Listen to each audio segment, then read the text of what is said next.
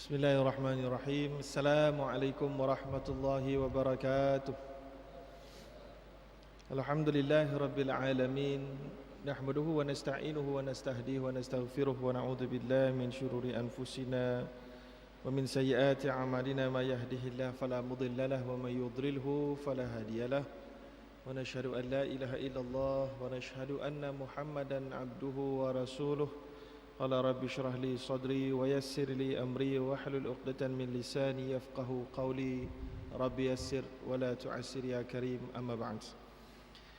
Terima kasih pada saudara tuan pengerusi yang kacak lagi tampan, ya, yang diraikan, yang dimuliakan Profesor Madya Dr. Azhar bin Muhammad, Pengarah Pusat Islam, Dr. Haji Muhammad Ismail bin Mustari, Timbalan Pengarah, Dr. Busrah binti Basirun, Penolong Pengarah, dan pegawai-pegawai kanan universiti, profesor-profesor, doktor-doktor, dan seterusnya, tuan-tuan dan perempuan yang dirahmati Allah dan menjadi tetamu Allah pada pagi ini di rumah Allah, daripada rumah-rumah Allah, ya. Jadi pertamanya syukur kita dapat memanfaatkan pagi ini dengan majlis ilmu ini, khususnya di hari Jumaat, Sayyidul Ayyam, Yaumul Jum'ah, penghulu kepada segala hari adalah hari Jumaat.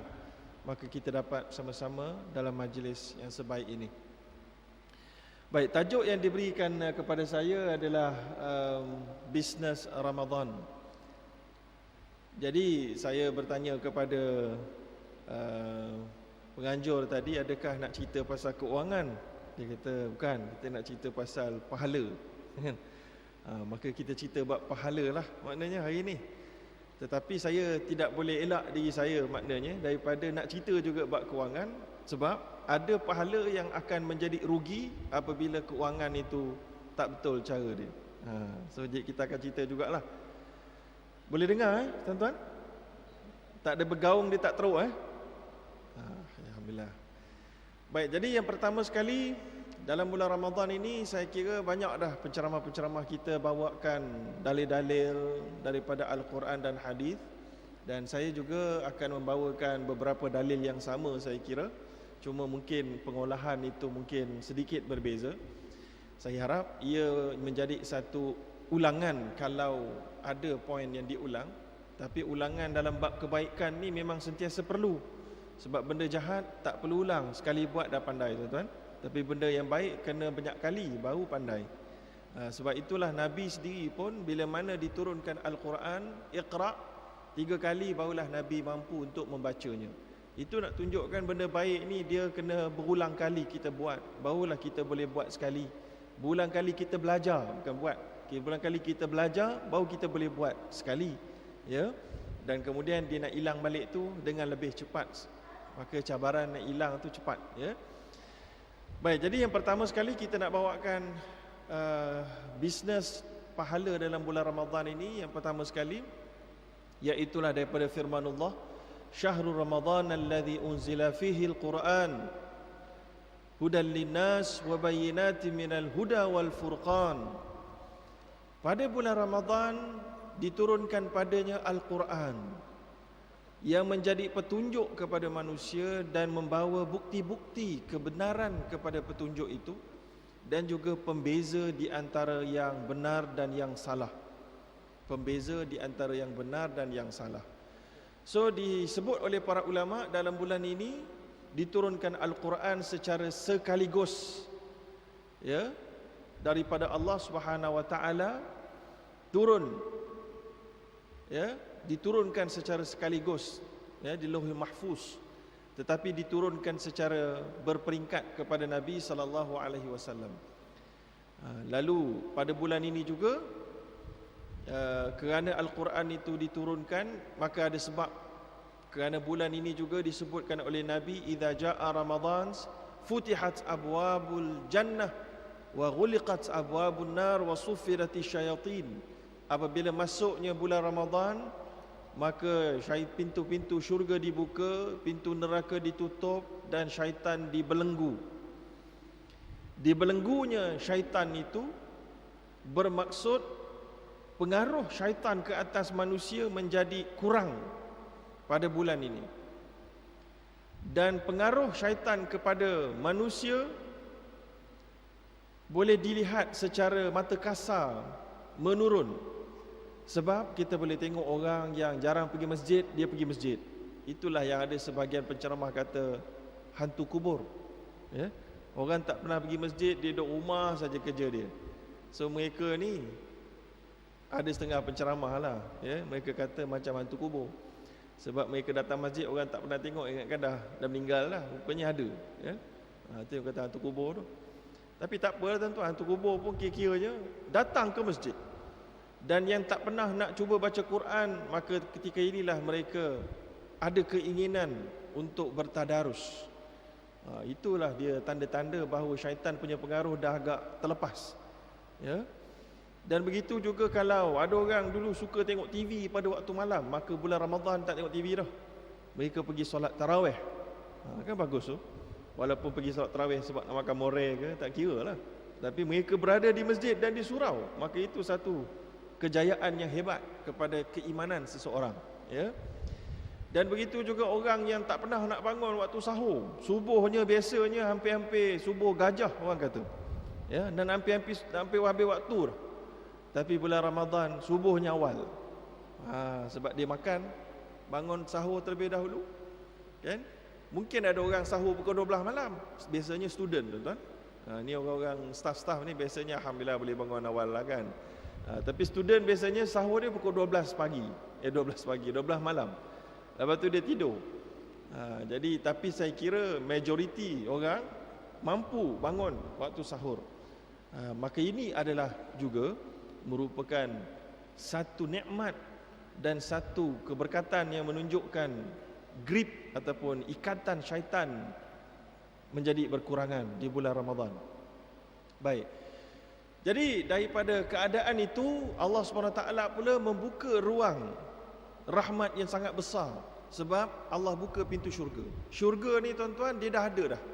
Syurga ni dah ada zaman sekarang. Sekarang ni ada dah. Zaman Nabi ada dah. Sebelum Nabi lagi ada dah syurga tu. Kat mana tempat dia nak pergi melawat tu susah sikit lah, kan? Tak boleh buat lawatan dah, tuan-tuan, kan? Sebab tak, kalau buat lawatan tak valid lah apa yang Nabi cakap. Nabi kata syurga ni mala ainun ra'at wala udhunun sami'at wala khatara ala qalbi bashar. Dalam syurga ni tak ada apa yang manusia pernah tengok, dan tak ada benda yang ada dalam tu yang manusia pernah dengar kehebatan dia, kenikmatan dia, tak pernah dengar. Dan tak boleh hati-hati manusia menggambarkan dia dan memikirkan, tak boleh. Jadi tuan-tuan mungkin kita fikir dalam syurga kita kata ada sungai, jannatin tajri min tahtihal anhar, adanya taman-taman yang di bawahnya air yang mengalir. So ada sungai. Sungai dia sama tak dengan sungai Kelang? Tak sama, tuan-tuan. Dikatakan maka tak sama dengan sungai Kelang, ya. Dikatakan ada orang tanya, dia kata, "Ustaz, saya ni suka merokok," dia kata. "Dalam syurga agaknya saya boleh merokok tak?" Kan? Maka ada ustaz kata, "Boleh merokok. Tapi kalau nak merokok kena ambil api dekat api neraka." Kan? Susah sikitlah. Nak merokok kena pergi neraka sikit ambil api. Itu tapi tak nak ceritanya, rokok ni tak main lah.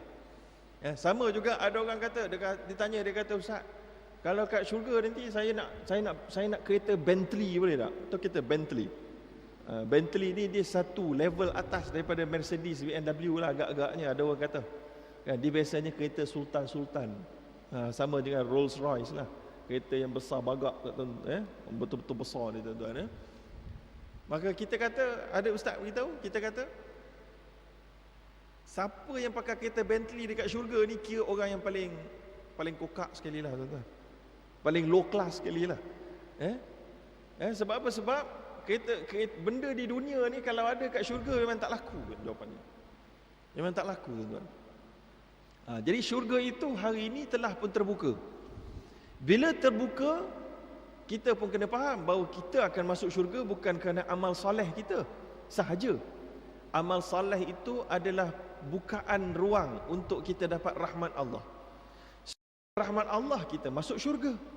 So rahmat Allah dibuka paling besar dalam bulan Ramadan. Dalam bulan Ramadan. Maka kerana itulah kalau kita tak berusaha juga tuan-tuan, ada ancaman dia yang akan kita ceritakan sekejap lagi, ya. Baik, dan syurga dibuka dan neraka ditutup. Maka asbab dan musabab seseorang untuk masuk neraka semakin mengecil dalam bulan Ramadan. Tapi ada juga orang dalam bulan Ramadan mereka membuat dosa yang rutin dalam hidup mereka ataupun yang lebih teruk daripada rutin mereka. Ada. Setakat pengalaman saya ni tuan-tuan, mengendalikan banyak soalan-soalan yang orang tanya pada saya di Facebooknya, di email, dekat website, sampai tak terjangkau lah kita nak membaca dan menjawabnya. Ya, ada ribu-ribu soalan tuan-tuan. Tapi saya baca, kebanyakannya saya baca, hampir 90% saya baca dan saya jawab tuan-tuan. Ya, tetapi orang yang bertanya sahaja tidak tahu jawapan saya, kerana saya jawab dalam hati je tuan-tuan. Ya, kerana tak sempat nak menulis tu kan? Tapi saya baca dan saya jawab sebenarnya. Jadi pagi tadi ada cerita, ada satu orang lelaki, lelaki bertanya bulan Ramadan. Dia kata bergaduh dengan isterinya pada bulan Ramadan ini, marah sangat, dijatuhkan, diceraikan dengan talak 3. Sekarang dia menyesal. So macam mana ni Ustaz? Oh sudah, kan? Tengah bulan Ramadan pun boleh talak 3 juga tuan-tuan, kan? Padahal Allah SWT, Nabi ajar kita bulan ini kita kena kontrol kemarahan. Ya. Baik. Tapi kalau ikut dalam Islam, talak 3 dengan satu lafaz, ikut 4 mazhab, jatuh 3. Kalau ikut Ibnu Taimiyah dan Ibnu Qayyim, jatuh 1. Kalau ikut undang-undang keluarga Islam di Malaysia, jatuh 3. Bila jatuh 3, si isteri wajib kena keluar daripada rumah dengan segera. Dia tidak ada iddah, dia bukan lagi isteri, kena keluar terus. Ini masalah dia, ya? Sebab talak 3 tak boleh rujuk. Perempuan tu kena kahwin lain baru boleh. So dia tak ada iddah, macam talak 1, talak 2. Baik, ada juga yang bertanya, dia kata, Ustaz, pada bulan Ramadan ni saya nak bertanya, sah tak puasa saya? Ya, sah tak puasa saya? Dan juga bukan sah tak. Itu ada satu kes lagi. Ada pemuda dia tanya, dia kata, Ustaz, macam mana saya ni kena bayar kafarah tidak? Saya telah pun terlanjur dengan teman wanita saya pada siang hari Ramadan. Kena bayar kafarah tak? Dia kata. Tuan-tuan, dia tanya bab kafarah. Dia tak tanya bab dosa gedak zina kat tiang siang hari Ramadan tu. Dia tanya bab kafarah. Ini berlaku tuan-tuan. Ya, berlaku. Dan kemudian saya bersama-sama dengan timbalan Ketua Pengarah Suruhanjaya Pilihan Raya pula. Suruhanjaya Pencegahan Rasuah. Mereka memberitahu bahawa pada bulan Ramadan banyak kes rasuah berlaku. Dan tempat berlakunya rasuah itu di masjid selepas solat tarawih. Ya, supaya mereka berbincang, berunding untuk bagi-bagi berapa banyak bahagian.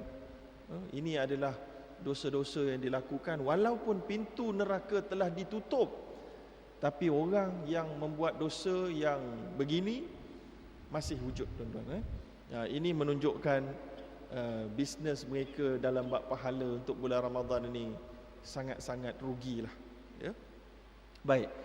Sekarang yang seterusnya. Yang seterusnya, bisnes yang menguntungkan biasanya yang kita nak. Modal sikit, untung banyak. Macam orang jual air dekat bazar Ramadan, kan? Daripada banyak-banyak bisnes, yang paling untung dari sudut duit yang saya dipahamkan, berniaga adalah niaga air. Tuan-tuan nak niaga air, side income boleh tuan-tuan. Ya, murah, mudah, dan barang tak cepat rosak, dan untung banyak. Itu yang kita nak. Modal sikit, untung banyak. Pada bulan Ramadan adalah waktu bisnes tersebut. Modal sikit, untung banyak. Sebab Nabi SAW kata, wal hasanatu bi ashri amthaliha ila 700 dha'af illa as-sawm fa innahu li wa ana ajzi bih. Satu amalan kebaikan yang kamu lakukan digandakan kepada 10 ke 700 kali ganda, kecuali puasa. Dia khas untuk aku akan bagi ganjaran sebanyak berapa yang aku nak, Allah katalah di kursi.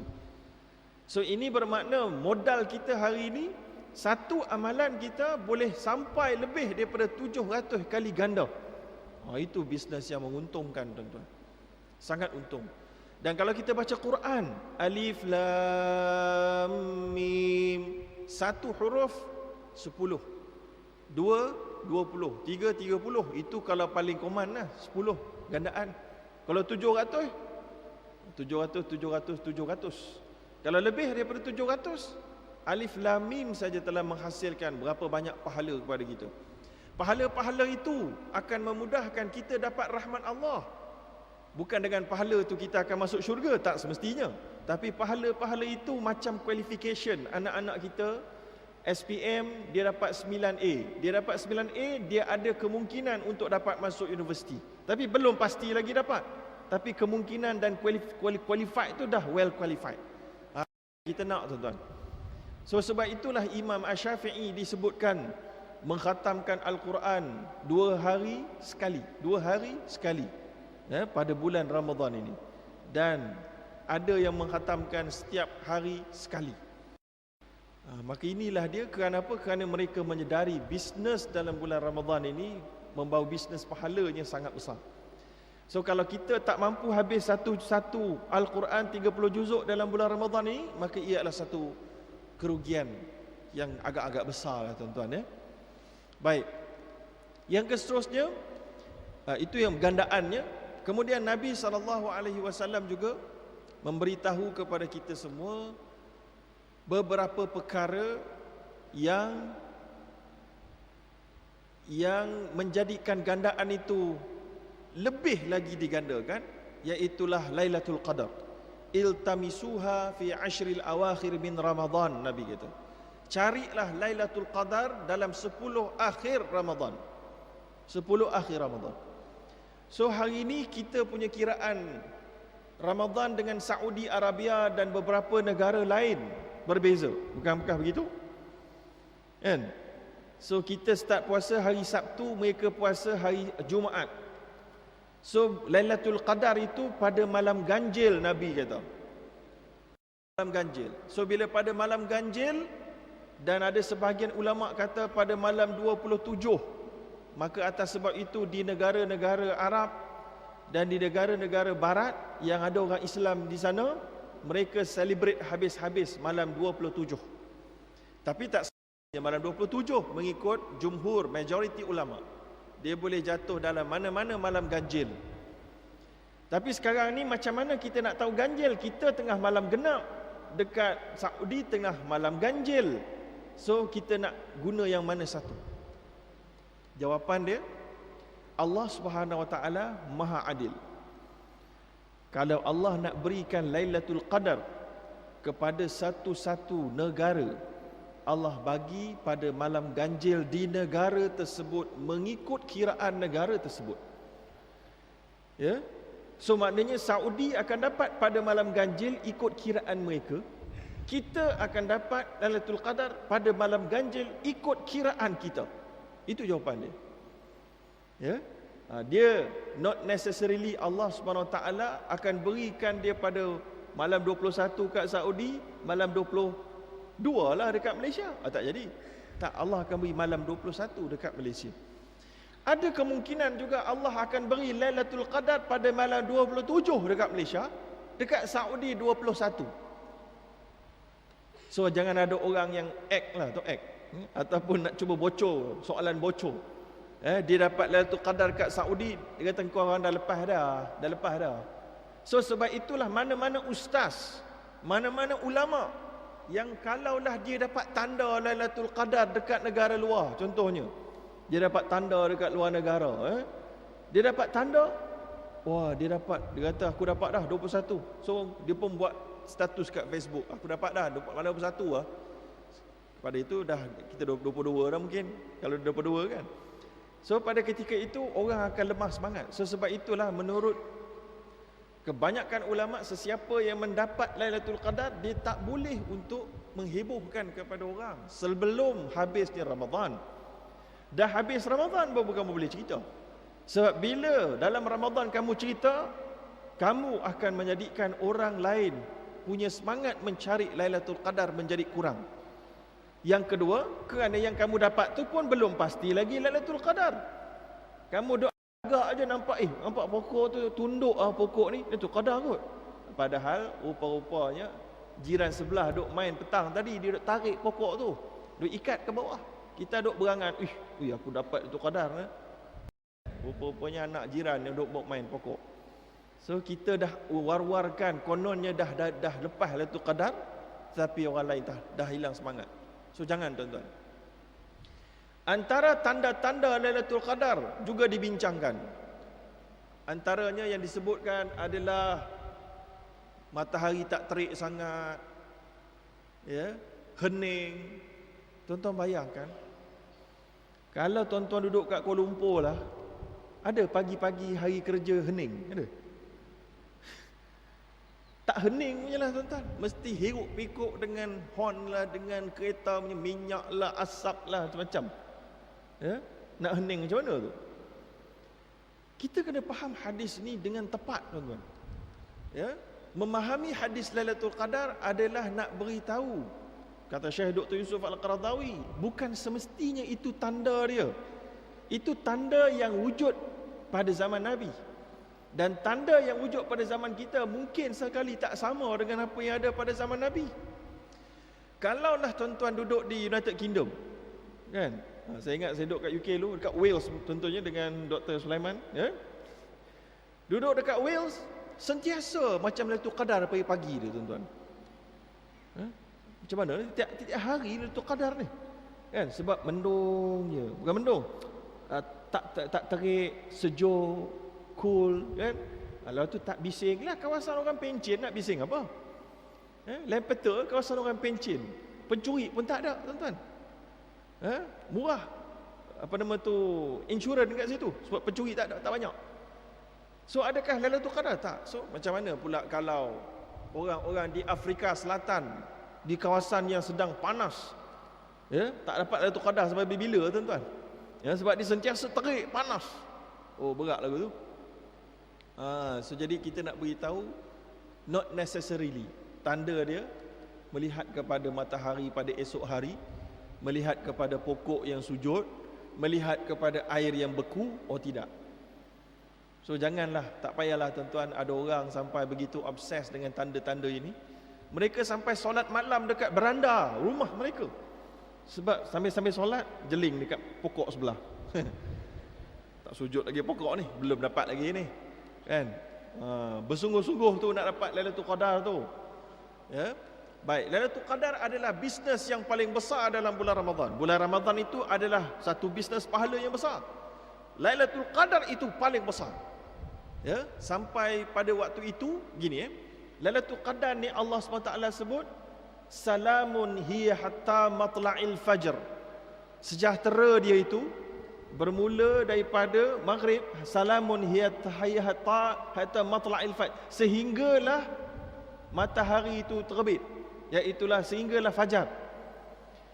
Nak ceritanya dia punya waktu gandaan pahala dia itu bermula daripada maghrib sampailah subuh. Saya nak tanya tuan-tuan dan puan-puan sekalian, kalau tuan-tuan dan puan-puan solat tarawih tiap-tiap malam, dalam 10 malam terakhir, dapat tak Lailatul Qadar? Mesti dapat tak?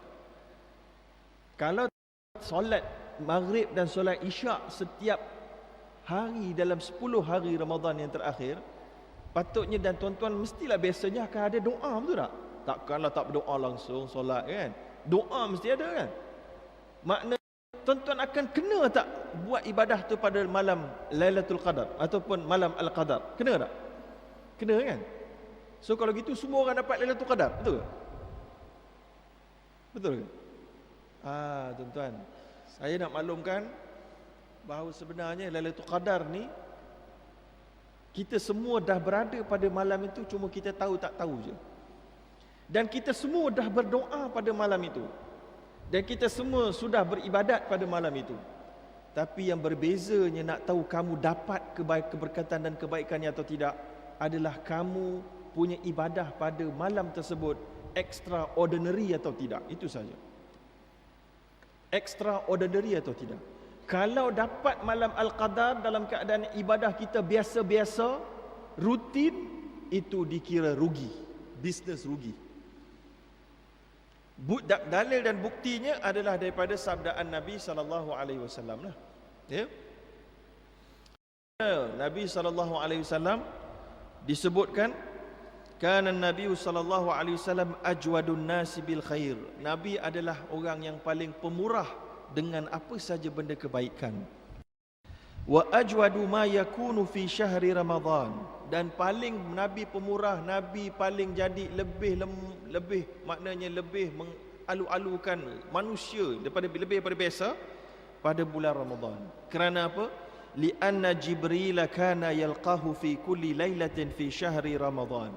Kerana pada setiap hari pada malam Ramadan, Jibril alaihi salam datang jumpa Nabi mengajarnya Al-Quran. Ya. Kemudian fa idza laqiyahu Jibril kana ajwadan nasi bil khair min ar-rihil mursalah. Dan apabila Jibril datang, dalam satu riwayat yang lain, Nabi akan menjadi lebih pemurah daripada angin yang bertiup. Dan disebutkan juga pada 10 malam terakhir, idza dakhala ashrul awakhir min Ramadan, ya, apabila masuk saja 10 terakhir daripada bulan Ramadan, Nabi buat apa? Nabi aiqaza ahlahu wa shadda mi'zarahu. Nabi akan mengejutkan Nabi akan mengejutkan isterinya dan keluarganya, dan Nabi akan mengikat ketat kain Nabi. Maknanya Nabi tidak akan bersama dengan isterinya dari sudut dia bersama dengan isterinya. Dan ini menunjukkan berlakunya proses luar biasa dalam rutin. Tidak rutin lah. Kalau rutin maknanya bersama dengan isteri pada malam Ramadan tak ada masalah. Tapi pada 10 terakhir Nabi tak buat rutin lah. So itulah cara nak dapat kekayaan pahala pada bulan Ramadan dalam Lailatul Qadar. 10 terakhir ada sahabat yang duduk di masjid iktikaf, sunnah yang banyak ditinggalkan hari ini. Masjid sini buat tak? Kalau buat baguslah, tapi buat kemah macam dekat UK dia orang buat kemah, buat macam tirai, seorang-seorang duduk dekat situ. Ya. Tapi kena duduk dekat situ 10 hari betulnya, tak balik rumah. Tu dia tuan-tuan. Kalau bukan duduk malamnya, siang pergi kerja, susah sikitlah. Jadi kita kena luar biasa. So nasihat saya untuk bisnes akhir Ramadan adalah jadikan dia ibadah luar biasa. Sikit pun tak apa tuan-tuan. Contohnya kita baca satu malam patutnya satu hari 1 juzuk. 10 atau akhir ni kita baca 2 juzuk. Bagi luar biasa sikit. Bagi luar biasa. Kalau biasa kita solat 8 rakaat tarawih, kita buat 20 rakaat. Ya? Kalau biasa kita solat taubat 2 rakaat, kita solat lain ada 2, 6, kita solat 12 rakaat. Kalau dalam biasanya kita doa tak berapa nak faham doa yang apa yang kita baca. Baca dalam bahasa Arab, punya faham pun ada orang setengahnya. Hafal tu dahsyat dah. Maka kali ni kita faham. Dan kita menitiskan air mata. Maka itu adalah kelainan yang kita nak dapat daripada 10 terakhir Ramadan. Ya. Baik, jadi itu adalah ringkasan saya nak sebut macam mana kita nak gandakan keuntungan. Sekarang kita nak bincang pula apa yang boleh mengganggu gandaan pahala ini. Apa yang boleh mengganggu dia, yang boleh menyebabkan bisnes kita dah untung, tiba-tiba kita punya expenses pun kita tak pandai jaga. Ya? Kita punya revenue dah besar dah. Tapi bila kita punya spending tu tak bagus, management tu tak bagus, menjadikan kita kembali square, kosong balik. Kita kembali balik untung kita jadi sikit saja. Jadi kita dah belajar secara beringkas tadi, iaitulah macam mana kita nak keuntungannya waktu bila. Ya, sekarang ni kita nak pergi pula yang boleh mengganggunya. Yang boleh mengganggunya yang pertama sekali adalah syirik kepada Allah. Ini yang berlaku ni hampir kosong teruslah kantung. Dana tu hampir kosong. Syirik kepada Allah ini berlaku dengan yang terang dengan yang tak terang. Yang terang tu pergi sembah berhala. Yang tak terang adalah berlakunya, contoh, pergi jumpa Tok Bomoh. Jumpa Tok Bomoh. Ada orang dalam bulan Ramadan, dia cemburu tengok bisnes orang lain, dia pergi santau orang sebelah dia. Dia pergi hantar santau. Ini semua sihir-sihir ni, jenis minta bomoh buat sesuatu ni, semuanya syirik. Nabi kata, man atakahinan aw arafan fasaddaqahu bima yaqul faqad kafara bima unzila ala Muhammad. Siapa yang telik, pergi jumpa tukang telik, jumpa tukang tenung dan percaya kepada ramalan mereka, mereka telah kufur kepada agama Nabi Muhammad. So dalam bulan Ramadan, bersihkan daripada kepercayaan khurafat tahyul. Apa lagi kepercayaan ni tuan-tuan? Contoh, tapi contoh dengan cepat dan pantang. Contoh ni cukup banyak tuan-tuan. Cuma saya nak berikan tools pada tuan-tuan. Tuan-tuan orang educated semua kan? Tools. Tuan-tuan nak tahu khurafat atau tahyul atau syirik, tuan-tuan jauh tiga, tuan-tuan kena pasti apa itu benda gaib. Benda gaib ada tiga. Yang pertama, benda sejarah yang lepas. Yang kedua, benda yang wujud sejak dulu sampai sekarang tapi tak boleh dilihat dengan panca indera dan dirasa dengan panca indera. Yang ketiga iaitulah benda yang akan datang. Tiga. Ya, ingat So sejarah yang lepas ni, yang kedua benda yang dah ada dulu sampai sekarang tak boleh dilihat dengan panca indera, yang ketiga benda yang akan datang. Tiga. Benda gaib ni untuk elak kita jadi syirik, untuk elak kita jadi khurafat, untuk elak kita tahyul, kita kena ambil, kalau ada saja benda ni masuk dalam salah satu antara tiga kategori, mesti datang daripada tiga sumber saja. Kalau tak ada tiga sumber ni, tuan-tuan jangan percaya, tuan-tuan. Tuan-tuan percaya juga, berlakulah khurafat, syirik. Tiga sumbernya, yang pertama Al-Quran. Contoh sejarah dalam Al-Quran, cerita Nabi Nuh, cerita Nabi Ibrahim dibakar oleh api tapi tak terbakar, dicampak dalam api tak terbakar. Itu semua benda gaib. Kita tak ada dalam buku sejarah, tak ada gambar, tak ada fosil, semua tak ada benda. Maka kita dapat daripada Al-Quran, kita percaya, habis cerita. So apa sahaja cerita sejarah yang tak ada dalam Quran dan tak ada dalam catatan sebenar tu, kita cerita lagi. Tapi itu nak bagi contoh. Yang kedua, benda yang dah ada zaman daripada dulu sampai sekarang, tak boleh dilihat dengan panca indera, iaitulah Allah sendiri, iaitulah malaikat, iaitulah syurga dan neraka, iaitulah jin dan syaitan. Ni dah ada. Disebut semua ni di dalam Al-Quran, di dalam hadis. Itu yang nombor dua. Sumber yang pertama Al-Quran, sumber yang kedua hadis. Sumber yang ketiga yang boleh kita percaya, hukum alam atau namanya sunnatullah.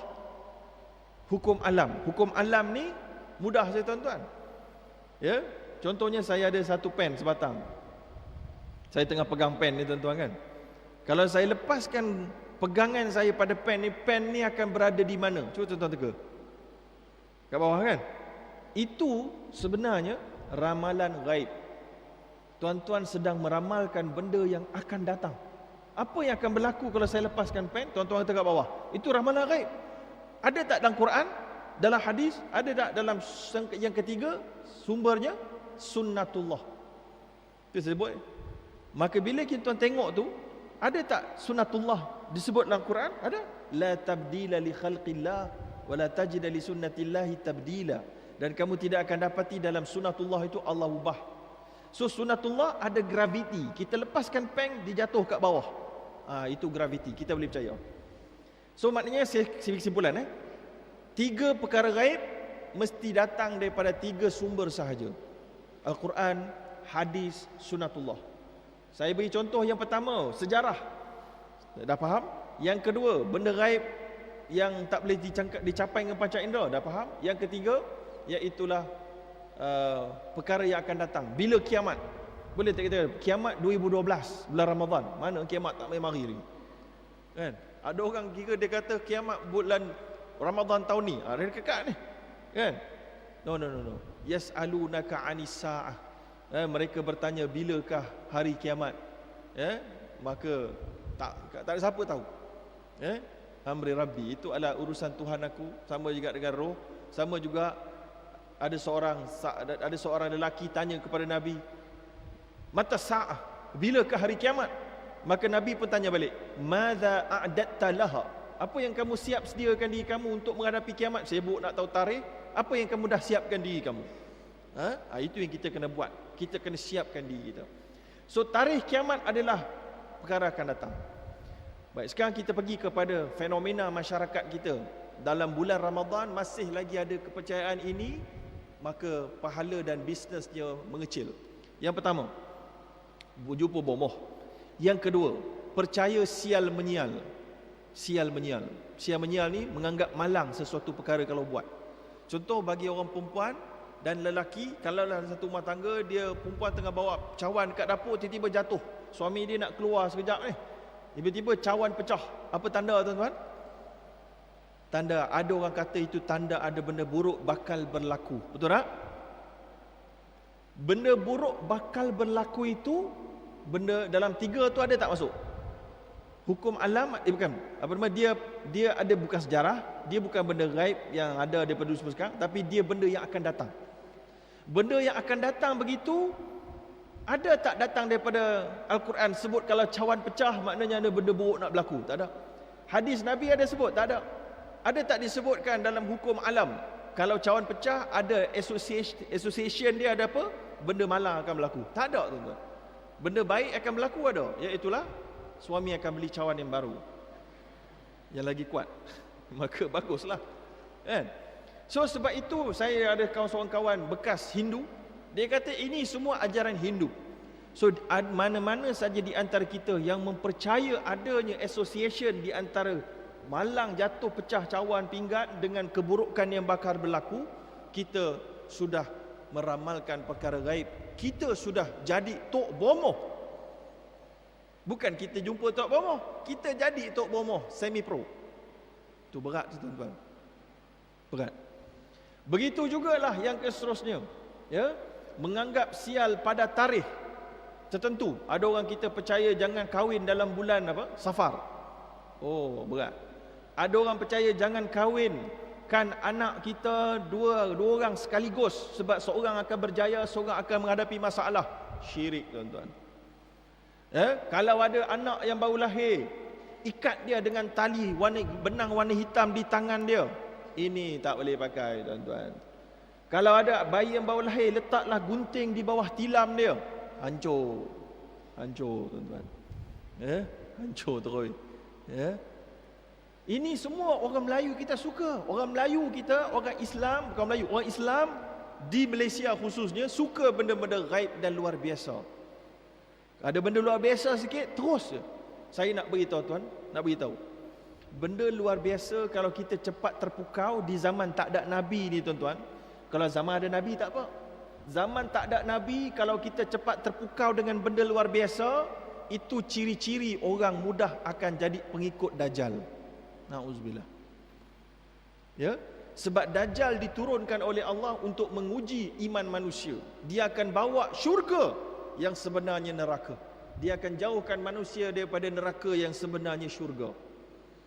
So Dajjal akan pusing satu dunia. Sebab tu nama dia Al-Masihu Dajjal. Kita pun Al-Masih juga, Al-Masihu Isa bin Maryam. Kenapa Al-Masih? Masih maknanya dia akan pusing satu dunia, dia akan padamkan kebenaran, gantikan dengan kebatilan. Dan dia ada power luar biasa. Dalam hadis yang panjang lebar, Dajjal tak boleh masuk 2 negara, Mekah, Madinah sahaja. Tapi dia berhenti dekat sempadan Mekah, Madinah, dia akan panggil dia punya penyokong dia. Orang ramai pun datang. Bermula dengan seorang pemuda. Pemuda ni bila datang dekat depan sempadan tu, dia pun tengok Dajjal. Dia pun tengok Dajjal, dia kata, engkau ni Dajjal. Dia kata pada Dajjal. Dajjal punya respon senang je. Aku ini Tuhan kamu. Apa buktinya? Dia terus pancung budak tu. Pancung, mati tu. Di tengah di khalayak ramai, budak ini dipancung. Selepas itu, dia hidupkan kembali budak ni. Budak pemuda ni, depan mata orang ramai. Agak-agaknya kalau ada orang buat begitu dekat Malaysia depan tuan-tuan, tuan-tuan jadi penyokong dia tak? Dia boleh bunuh depan tuan-tuan, dihidupkan balik depan tuan-tuan. Tak sujud kat dia terus. Ya? Budak tadi ni, lepas dia dihidupkan kembali, Dajjal tanya, sekarang siapa aku? Maka budak muda ni pun kata, aku tadi ingat engkau Dajjal. Rupa-rupanya betul memang Dajjal. Dajjal sungguh. Maka dia dibunuh sekali lagi, habis kali ni. Mati syahid. Lain-lain ni yang mengkagumi ni jadi penyokong. Oh, ini dia tuan-tuan. Sebab ayah pin tu boleh jadi dapat penyokong banyak sebab orang duk yakin, orang duk termakan benda luar biasa. Ayah pin tu boleh buat benda luar biasa, tuan-tuan. Biasa sihir-sihir ni bukannya tak membantu benda-benda ni, tuan-tuan. Jin-jin semua boleh pakai, ya. Maka oleh kerana tu kita kena hati-hati benda luar biasa ni. Orang mengubat luar biasa boleh keluarkan santau paku daripada dalam badan lah. Ini tuan-tuan kena cek betul-betul. Saya bukan nak suruh tuan-tuan sweep statement, nak suruh tuan-tuan tak percaya. Hati-hati. Hati-hati. Ada orang dia guna jin untuk menghalau jin. Sebab mereka sedang bekerja sama. Okey? Baik. Yang keseterusnya apa, tuan-tuan? Yang remeh-temeh tapi merosakkan keyakinan kita. Contoh, kalau rama-rama masuk rumah, apa tanda, tuan-tuan? Ada orang datang. Kalau tuan-tuan percaya dengan yakin dalam hati tu, ada orang datang sungguh ni, ada orang datang. Siap-siap kemas-kemas sikit rumah. Tuan-tuan ada masalah sikit, tuan-tuan. Tak ada dalam Quran sebut, tak ada dalam hadis sebut. Sunnatullah pun tak ada. Kalau kelkatu masuk rumah, tanda nak ribut, okey, itu sunnatullah. Tapi kalau rama-rama tak ada. Ataupun kalau ada orang SMS kata nak mari, itu okey, boleh percaya. Ya, itu sunnatullah namanya. Besok hujan, ikut ramalan kaji cuaca, itu boleh percaya. Itu sunnatullah. Ramalan berdasarkan sains, dilihat awan dan seumpamanya. Ubat boleh menyembuh, itu sunnatullah. Sebab dia dah kaji, dia dah lihat efek dia dah buat test selalu, dia dah buat dah check betul tak betul. Kalau ini punya drug kena dengan yang ini, dia akan boleh buat apa, dia dah check. Itu. So ini adalah benda yang serius tapi orang tak ambil serius. Banyak lagi ni. Lalu bawah ampayan hilang hafalan, tak boleh tengok nama pada batu nisan, tak boleh tengok air, ambil air dia menghempas di pantai. Oh, berat, tuan-tuan. Tak boleh berlaku, kan? Baik, yang seterusnya, lepas daripada syirik, yang boleh mengecutkan lagi pahala keuntungan Ramadan kita adalah tak solat. Tak solat. Ada orang puasa tak solat fardu. Oh, berat. Dia beri tumpuan solat tarawih ni, penuh dengan baju jubah, dengan serban, macam wali tu pergi solat tarawih tu. Kan? Macam wali. Kan? Dengan minyak wangi dia, very good. Tapi bila solat fardu, zuhur tinggal. Kan? Oh, ini berat. Sebab Nabi sebut solat ini adalah asas kepada amalan-amalan yang lain. Solat tak okey, puasa kamu confirm tak okey. Ya? Sebab itulah solat adalah amalan asas. Sebab itulah Nabi dapat cash daripada Allah semasa Isra' wal Mi'raj. Tidak ada amalan lain yang Nabi ambil tunai daripada Allah kecuali solat.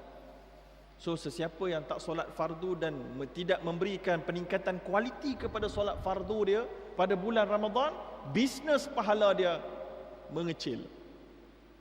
Okey? Itu dia. Tapi hari ini kita solat tak tahu ikut mazhab mana tu, macam mana ni? Kan? Cuba saya tengok sikit, ada buat survey sikit, survey. Tuan-tuan kan? Tuan-tuan semua mazhab Syafi'i kan? Siapa sini mazhab Syafi'i angkat tangan? Tolonglah tuan-tuan, kerja sama sikit. Oh, ramai mazhab Syafi'i, bagus. Oh, sorry. Okey, siapa mazhab Syafi'i, okey? Baik, semasa tuan-tuan solat dalam mazhab Syafi'i, okey, ada masa ketika tasyahud tuan-tuan ada angkat jari. Bila tuan-tuan angkat jari? Ada orang diangkat masa at-tahiyat, masa tu diangkat dah. Ada orang diangkat masa asyhadu. Asyhadu an la ilaha illallah. Ada orang diangkat masa asyhadu an la tu diangkat. Ada orang diangkat masa asyhadu an la ilaha illa tu diangkat. Ada orang diangkat masa asyhadu an la ilaha illallah, Allah tu diangkat. Tuan-tuan angkat masa bila? Tahu tak? Baik, kita buat survey. Tak kerjasama staff. Siapa yang angkat jari masa at-tahiyat? Cuba angkat tangan. Sebut at-tahiyat tu angkat dah. Angkat tangan. Ada sikit. Jangan malu-malu dengan mengaji ni. Yang orang lain jangan mengelih-gelih kat orang. Pandang depan je. Tak mau ejek-ejek kawan-kawan lepas ni. Siapa angkat masa asyhadu? Angkat tangan. Okey. Siapa yang angkat masa la? Angkat? Ada? Tak ada? Ada sikit. Siapa angkat masa illa? Okey. Siapa angkat masa Allah? Nampak? Inilah masalah, tuan-tuan. Tuan-tuan duk kata mazhab Syafi'i. Nampak gaya tuan-tuan tak ikut mazhab Syafi'i pun. Tak ikut mazhab Syafi'i pun. Siapa angkat masa at-tahiyat? Ada seorang, dua orang saya nampak tadi. Ini mazhab ahli hadis. Ahli hadis. Ya. Siapa yang angkat masa asyhadu? Majoriti dalam dewan ni. Kalau pilihan raya tu menang tu kumpulan ni. Kalau pilihan raya menang. Asyhadu, anda bermazhab sendiri. Itu dia tuan-tuan. Macam mana ni? Mazhab sendiri rupanya. Siapa yang angkat masa la? Ada dalam dewan ni. Anda bermazhab Hanafi. Tapi mazhab Hanafi diangkat asyhadu an la ilaha illallah, diturun balik. Turun balik tak? Tak turun. Kalau tak turun mazhab sendiri juga. Siapa yang angkat illa? Illa orang lelaki ada sikit, orang perempuan sikit sangat. Mazhab Syafi'i. Baru nak kena, itu pun koinsiden ke? Alhamdulillah, adalah mazhab Syafi'i tu. Siapa yang angkat masa Allah? Ada juga dalam dewan ni. Mazhab Hambali. So daripada situ kita boleh lihat terus tuan-tuan. Survey kita tadi kan, empirical study, tu dia, menunjukkan orang kita solat tak tahu ikut mazhab apa. So maknanya solat kita, okay, saya nak tanya satu lagi stage kajian. Semua tuan-tuan yang tadi angkat tangan masa yang angkat jari masa at-tahiyat, tahu tak daripada siapa tuan-tuan belajar angkat masa at-tahiyat? Tahu tak? Soalan yang sama kepada orang yang angkat masa asyhadu. Tahu tak? Tak tahu. Kalau jawapan dia tidak tahu, ya, maknanya solat itu dilaksanakan secara jahil. Sorry to say. So umat Islam dalam pengamalan ilmu dia ada stages. Stages yang pertama mujtahid, yang kedua muttabi', yang ketiga muqallid, yang keempat awam, yang kelima jahil. Tuan-tuan kat mana?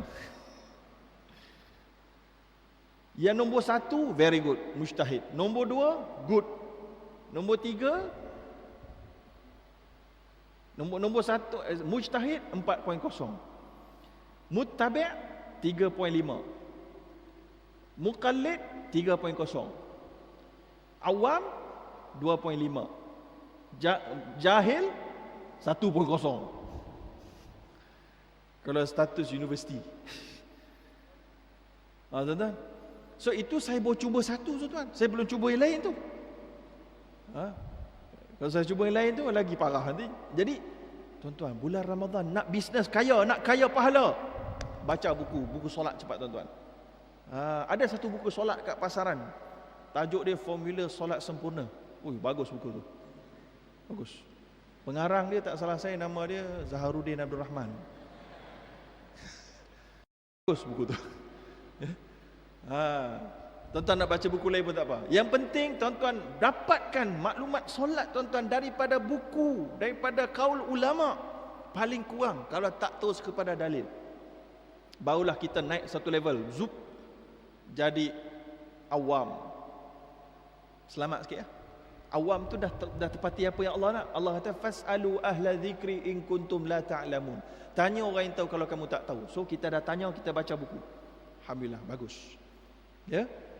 Jadi solat tadi ni kita solat dah, tapi kualiti solat kita sekarang, Nabi kata sallu kama raaitumuni usalli. Dirikanlah solat sebagaimana kamu mengetahui, melihat aku solat. So kita tak pernah tengok Nabi solat. Macam mana kita nak follow? Tak tengok tu maksud dia, kita belajar sampai kita boleh tergambar di minda dan imajinasi kita Nabi solat. Itu yang Nabi suruh kita belajar. Kan? Bukan maknanya kita belajar solat part time. Part time kat mana? Kita buat belajar solat dekat masjid macam ni lah, setiap bulan sekali. Kan? Bila bulan pertama kita datang, bulan pertama lah Tok Guru pun mulakan babus solat, dia pun hurai, habislah maghrib isyak. Sambung bulan depan. Bulan depan Tok Guru datang, kita pula sibuk tak datang. Terlepas dah.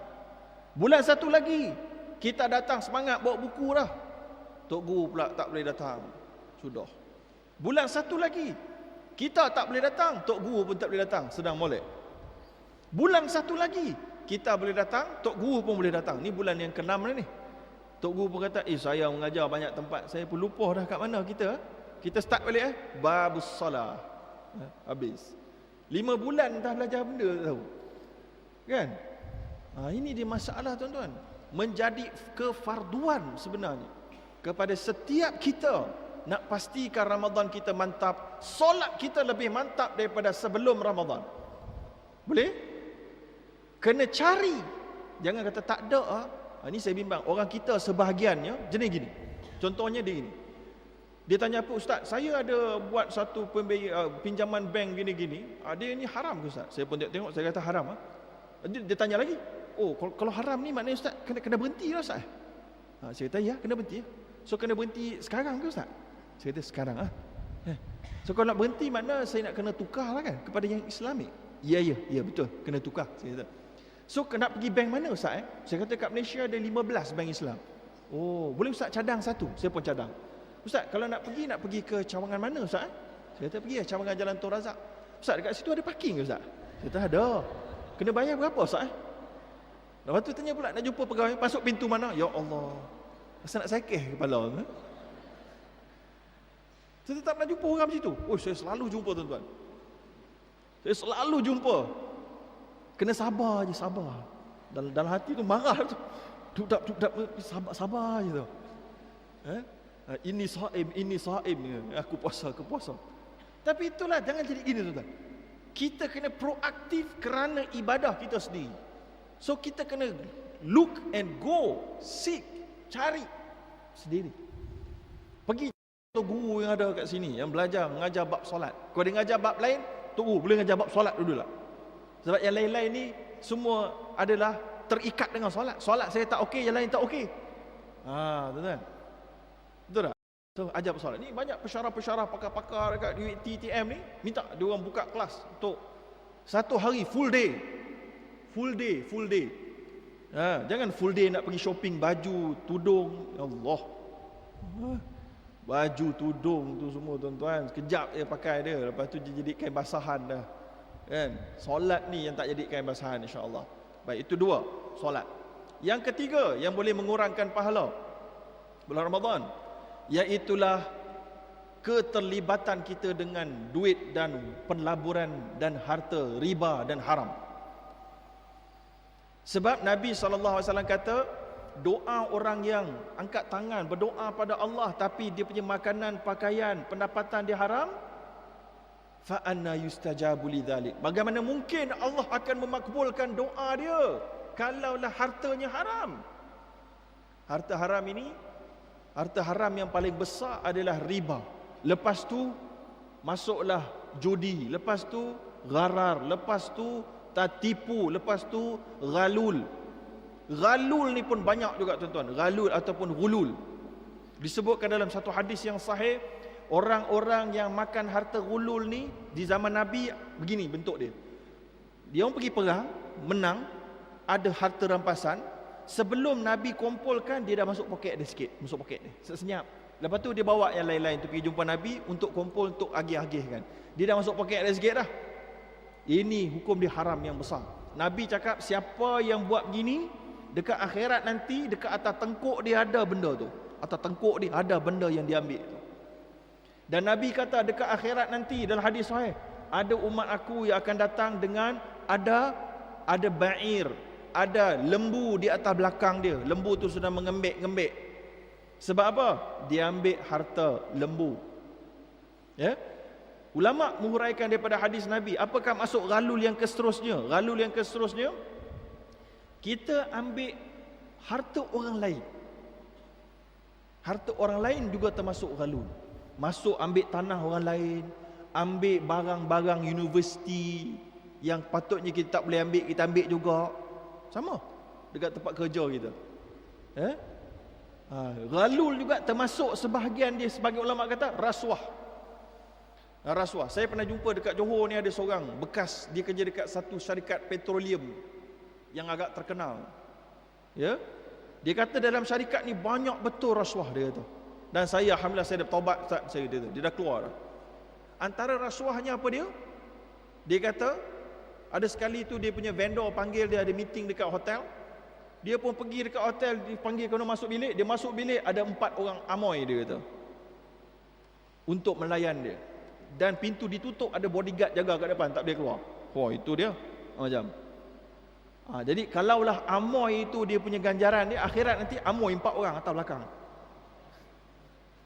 Lembu, kereta, amoy semua ada atas belakang. Jam, pen universiti, t-shirt universiti semua ada kat belakang. Main-main tuan-tuan. Ini semua mengganggu tuan-tuan. Sebab itulah saya sampai minta dekat department saya dekat UIA, saya minta ketua jabatan, kita di pesyarah, kita kadang-kadang kita print benda peribadi dekat printer komputer, printer universiti. Tolonglah buka satu tabung, ada orang nak bayar, kena nak bayar ni, kan. Lalas dia tak buat-buat, lalas saya beli printer masuk bilik saya sendiri, kan. Senang cerita. Nak pakai printer universiti nanti si terpakai je, dia beli printer sendiri, habis cerita. Tuan-tuan kan? Sebab tak buka-buka. Jadi kalau tuan-tuan ketua jabatan buka, kalau orang tak letak satu tabung untuk print, untuk tujuan peribadi, untuk photostat IC anak, IC diri sendiri, kan, apa-apa pasport kan, bayar kat sini, letak. Yang lebih teruk daripada itu adalah riba. Riba itulah pinjaman kereta. Sikit lagi, sampai pukul apa tuan? Mana pulsi jadi hilang dah. Okay. Sampai pukul apa? 10.30, 10 suku. Nak buka soalan kan? Tu mikrofon banyak tu nampak kan? Tak bagi tu buka sikit lagi. Yang riba ni adalah Allah SWT kata dalam Al-Quran, dalam suratul Baqarah, A'udzu billahi minasyaitonir rajim. Ya ayyuhalladzina amanu taqullaha wa dharu ma baqiya minar riba in kuntum mu'minin. Fa in lam taf'alu fa'dhanu biharbin minallahi wa rasulih. Wa in tubtum falakum ru'usu amwalikum la tadlimuna wa la tudlamun. Ya ayyuhalladzina amanu attaqullah. Wahai orang-orang yang beriman, bertakwalah kamu kepada Allah. Wa dharu ma baqiya minar riba. Tinggalkanlah sisa-sisa saki-baki riba. In kuntum mu'minin, kalau kamu betul-betul beriman. Fa illam taf'alu fa'dhanu biharbin minallahi wa rasulih. Kalau kamu enggan menjauhi riba, kamu mengisytiharkan perang dengan Allah dan Rasulnya. Wa in tubtum, sekiranya kamu bertaubat, falakum ru'usu amwalikum, kamu boleh dapat balik modal kamu. La tadlimuna wa la tudlamun, kamu tak akan menzalimi orang dan tidak pula kamu dizalimi. So perang tuan-tuan, perang. Dah berperang dengan Allah, nak masuk syurga Allah buat apa? Ni masalah ni. Kat mana ada riba ni tuan-tuan? Yang pertama, pinjaman kereta daripada bank konvensional, kerana ada interest. Rumah ada interest. Kad kredit, ada kad kredit tak pensyarah-pensyarah sekalian, staff-staff sekalian? Kad kredit. Kad kredit tu macam pistol tembak Allah. Tuan, kena potong dengan segera, wajib ni. Benda luar biasa, Lailatul Qadar, potong kad kredit. Antaranya gunakan debit card saja, charge card. Kalau nak kad kredit bank Islam tak ada masalah lah. Tapi ni kad kredit conventional bank. So semua ini kalau ada dalam diri kita semasa Ramadan, bisnes tak untung lah tuan-tuan. Susah lah untung lah. Ibnu Abbas, sahabat Nabi yang paling pandai tafsir Quran, ditanya apakah erti berperang dengan Allah. Dikatakan oleh dia, yuqalu li akili riba yaumal qiyamah khudh silahaka lirham. Akan dikatakan kepada pemakan riba di hari kiamat kelak, pergi ambil senjata, pergi perang dengan Allah. Hui, jangan main-main tuan-tuan. Berat tu. Itu riba. Yang keempat, so pertama syirik, yang kedua tak jaga solat, yang ketiga harta, termasuklah riba, termasuklah gharar, termasuklah ulul, dan juga yang keempat tak bayar zakat. Allah SWT sebut wa aqimus salat wa atauz zakah. Dirikan solat, tunaikan zakat. 17 kali Allah sebut dalam bentuk ini. Zakat adalah saudara kembar siam dengan solat. Bila zakat tak ditunaikan, solat kamu hampir-hampir dah goyah dah tuan-tuan. Solat itu tak bermakna kalau zakat tak ditunaikan. Dan zakat yang ditunaikan tak bermakna kalaulah solat tidak ditunaikan. Dan puasa takkan membawa banyak keuntungan kalau solat dan zakat tidak dibuat. So zakat fitrah, siapa-siapa yang hidup pada bulan Ramadan, daripada Ramadan lepas kena bagi zakat fitrah. Murah RM7. Kat Johor berapa ringgit? RM8. Kalau tuan-tuan orang kaya, tuan-tuan makan beras basmati setiap hari, bayar lebih sikit. Bayar lebih sikit tuan-tuan. Ya. Baik. Jadi sekarang ini tu zakat fitrah murah Ni zakat perniagaan, zakat harta, zakat wang simpanan, zakat wang profesional. Ini semua adalah kena kita bayar zakat tuan-tuan. Zakat perhiasan perempuan yang tak pakai, atau perhiasan wanita yang terlebih daripada jumlah yang sepatutnya. Oh ni tuan-tuan. Ya. Baik, habis zakat. Yang terakhir, semoga kita nak beri peluang kepada soalan-soalan, iaitulah apa dia? Tidak menutup dan menjaga aurat dan melihat aurat. Tidak menjaga mata daripada melihat aurat.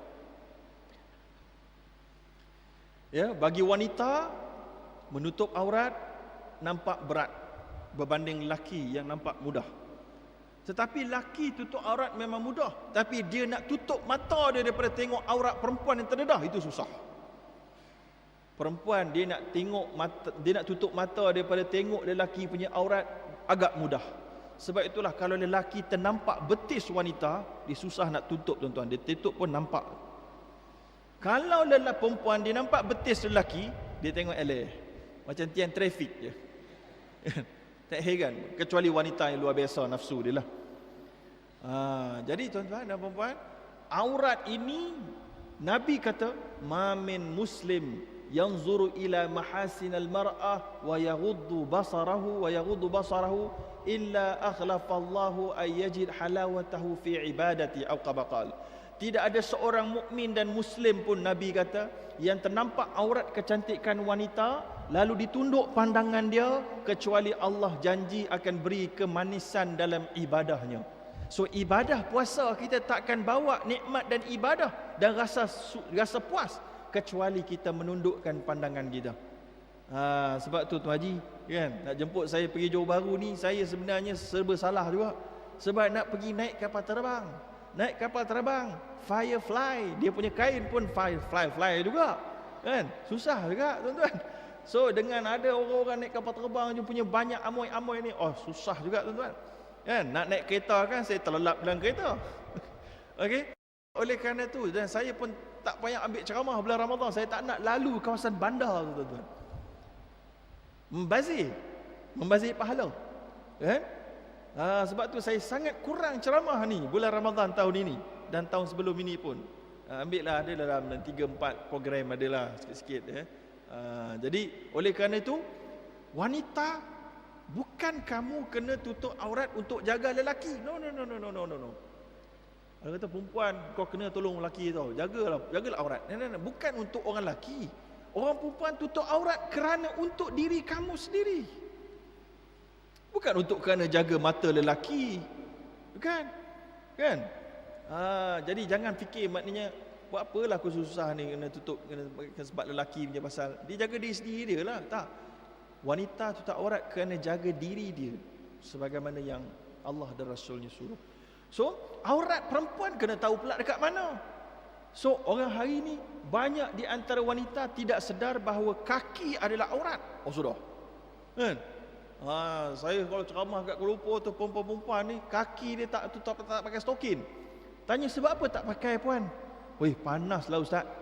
Panas. Weh, orang lelaki pergi kerja, tengok pakai stokin tak? Pakai tuan-tuan. Busuk lagi. Kan? Stokin, saya pakai stokin kan. Dah lah pakai stokin, kasut orang lelaki pula jenis ni tutup habis tu, tutup habis. Orang perempuan tu berjaring-jaring pun panas. Allah Akbar. Neraka lagi panas lah tuan-tuan. Jaga kaki. Dan kemudian kalau perempuan naik kenderaan, dan suami-suami kena faham, kalau ada isteri-isteri kalian, ada isteri-isteri kita, ada anak-anak perempuan kita, dia naik kenderaan dan biasanya akan tersingkap sedikit kain dia, pastikan dia pakai seluar panjang. Bukan legging. No. Legging itu tak ada. Legging tu nak kena salai dalam api neraka kan. Ni kena pakai seluar panjang. Inilah dia yang Nabi kata, rahimallahu mutasarwilatu minan nisa. Allah merahmati wanita yang pakai seluar panjang bila naik kenderaan dan dia tahu dia akan terangkat. Dan ini bermakna Allah akan melaknati wanita yang boleh terangkat kain dia kerana apa-apa juga sebab naik tangga contohnya, dan dia tak pakai seluar panjang, maka akan dilaknati. So, bulan Ramadan, jaga aurat kita. Lelaki-lelaki jangan kata, perempuan pandai kau, pandai, padan kau. No. Lelaki pun padan muka juga nak cerita. Mana-mana lelaki yang biar isterinya begitu, yang biar anak perempuannya begitu, mereka lah yang bertanggungjawab. Mereka ini dinamakan dayus kecil. Tu dayus kecil. Nabi kata, thalathatul la yadkhulunal jannah. 3 orang kumpulan tak masuk syurga. Al-aqubi walidah. Yang pertama, orang anak neraka duit ibu bapa. Yang kedua, al-mutasyabbihatu bir rijal. Perempuan yang menyerupai lelaki. Dan juga sebaliknya. Yang ketiga, wadayus, lelaki yang dayus. Siapa lelaki yang dayus? Yang membiarkan isterinya berzina tanpa rasa nak marah, tanpa rasa nak berikan panduan. Ada tak lelaki macam ni? Ada? Saya pun dapat satu email yang saya pun bertanya, beritahu pada rakan-rakan di Facebook. Nampak ni kes apa berlaku. Wanita ini dia dah berzina isteri orang sampai bersalin, dapat anak haram. Suami dia relax je, bin dengan nama dia lagi, selamba je, tak marah, tak apa pun. Dia isteri minta cerai, tak bagi cerai, tak apa, I sayang you kan? Hancur tuan-tuan. Itu dayus tahap tertinggi lah. Dayus tahap rendah sikit, membiarkan aurat isteri terdedah tanpa ada rasa nak beritahu dan nak minta tutup dan seumpamanya. Jadi itulah dia. Dan yang terakhir iaitulah tidak menjaga lidah daripada berkata keji, menipu, berbohong, mengumpat. Itu benda biasalah tuan-tuan. Tapi saya nak tutup dengan itulah, kerana Nabi kata, man lam yada' qawla zur wal amal bihi falaysa lillahi hajatun fi ay yada' ta'ama wa syarabah. Siapa tidak meninggalkan perkataan buruk, nista, bohong pada masa puasa, tak ada gunalah puasa dia. Dan Nabi juga ada sebut as-siyamu junnatun, puasa itu adalah tembok benteng. Maka fala yarfuth wala yajhal. Kalau kamu puasa, janganlah kamu bercakap lucah dan juga jangan kamu berbuat benda-benda yang tidak berfaedah. Ya, wa in imru'un qatalahu aw sabahu. Kalau ada seseorang memprovokasi kamu, nak buat kamu marah, katakan pada diri kamu, inni saimun maratain. Katakan pada diri kamu, aku puasa, aku puasa. Ya, jadi saya rasa sekadar itu saja pembentangan saya di peringkat ini. Semoga ada manfaat, dan saya pun tak pasti ada berapa minit lagi waktu untuk soal jawab. Saya serahkan kembali kepada tuan pengerusi untuk memaklumkan. Wallahu a'lam.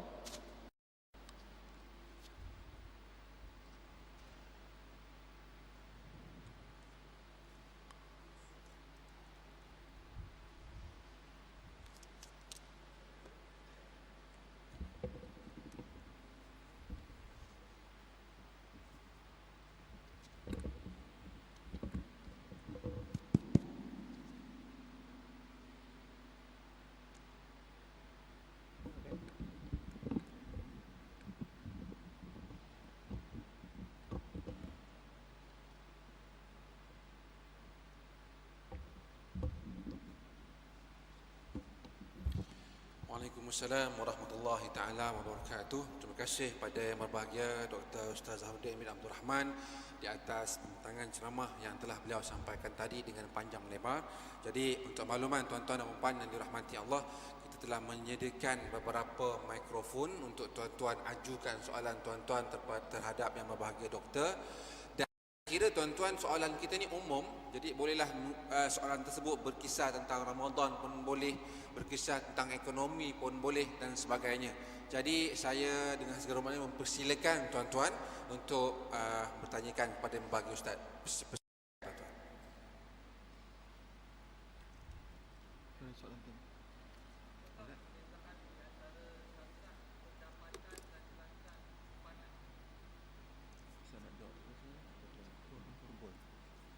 Perbezaan zakat pendapatan. Okey, terima kasih tuan-tuan. Perbezaannya yang lain, saya akan kumpul 3 soalan tuan-tuan.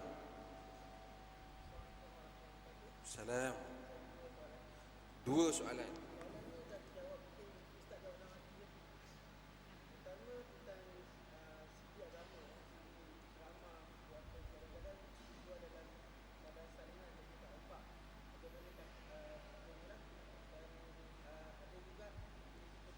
Sijil apa? Sijil CD. CD. Cetak rompak. Oh.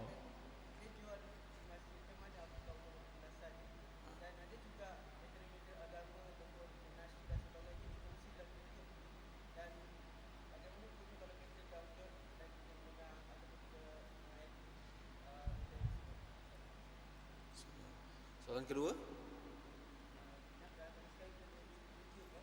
Okey. Oh, itu soalan keduanya. Okey, baik. Seorang lagi, silakan. Assalamualaikum Ustaz. Assalamualaikum. Saya nak tanya, apakah status bank Islamik yang bernaung di bawah bank konvensional? Tak berapa jelas. Apakah status bank Islamik yang bernaung di bawah bank konvensional? Maksudnya sekiranya kita buka akaun di bawah bank Islamik tu, adakah dia ada kaitan dengan bank konvensional? Maksudnya contohnya macam CIMB Islamik, dia bernaung di bawah CIMB. So apakah status? Saya dengar sebahagian je. Bank konvensional, pinjaman peribadi. Islamic Bank bernaung bawah bank konvensional. Oh, okey. Islamic Bank bawah Commercial Bank. Okey, terima kasih. Jadi saya rasa jelas Ustaz. Okey, silakan. Okey, bismillahirrahmanirrahim. Alhamdulillah wa bihi nasta'in. Yang pertama sekali, apa beza zakat pendapatan dan zakat simpanan, ya? Baik, jadi zakat pendapatan ini dia ada formula dia untuk kita kira, dan dia punya kewajipan dia memang tidak disebutkan oleh sebahagian ulama, tidak ada pada zaman Nabi, ya.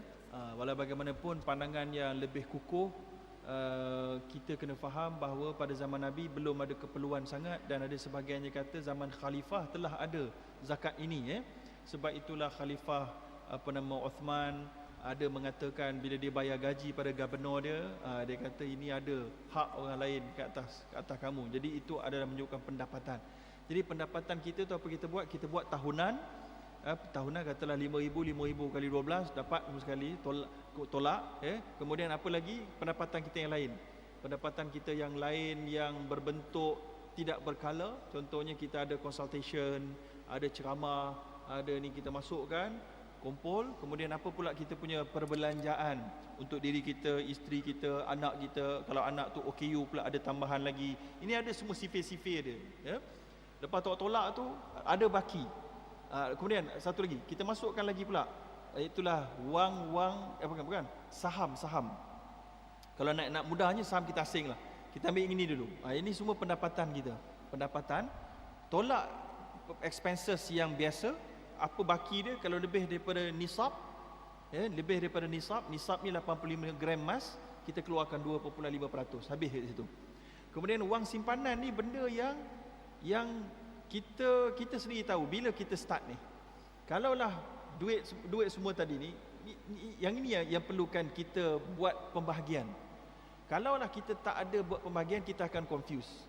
Kalau kita tak nak confuse, katalah kita bermula daripada tahun ni contohnya, Bermula Ramadan tahun ni sampai Ramadan tahun lepas, tuan-tuan dah tahu dah. Ini semua duit-duit pendapatan. Semua duit pendapatan ni masuk dalam akaun simpanan. Kan? Akaun simpanan inilah dia duit pendapatan. Dia benda yang sama. Kalau dia benda yang sama, tuan-tuan keluar satu saja, zakat pendapatan tadi. Tak payah keluar wang simpanan. Tapi kalau semasa tuan-tuan start kira tu, wang simpanan tu dah ada 100,000 dah. Yang itu elok tuan-tuan asingkan. Yang lepas ni pendapatan yang ini punya akaun, yang wang simpanan ni dia asing, dia akaun yang lain.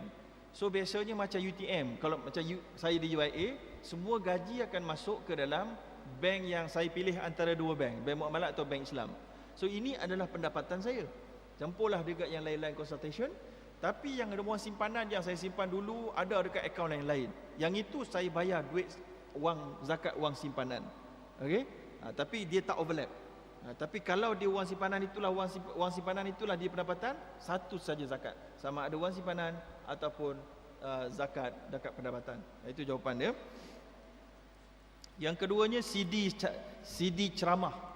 Ditanyakan boleh tak kita membeli CD ceramah di majlis-majlis ilmu yang disalin daripada orang yang merakam asal.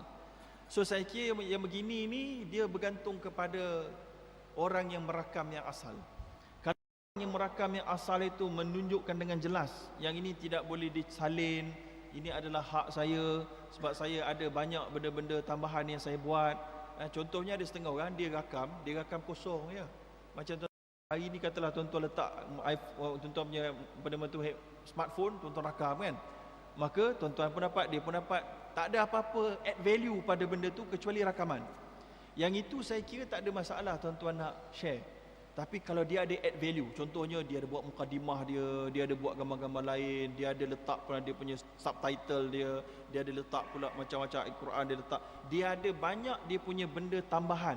Itu bermakna itu adalah hak milik profesional dalam Islam dan ia terjaga. Yang itu tak boleh patutnya kita salin tanpa izin daripada dia. Tapi yang kalau just memang raw punya ceramah, saya kira itu adalah seolah-olah hak awam tuan-tuan. Seolah-olah hak awam.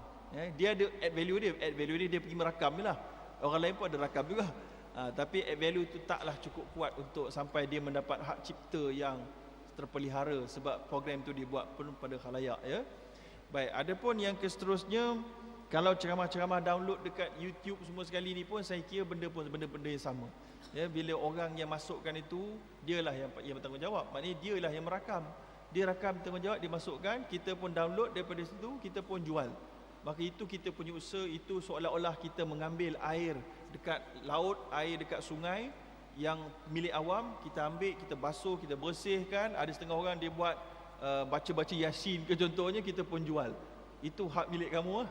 Kamu dah letak something add value ke dalam tu.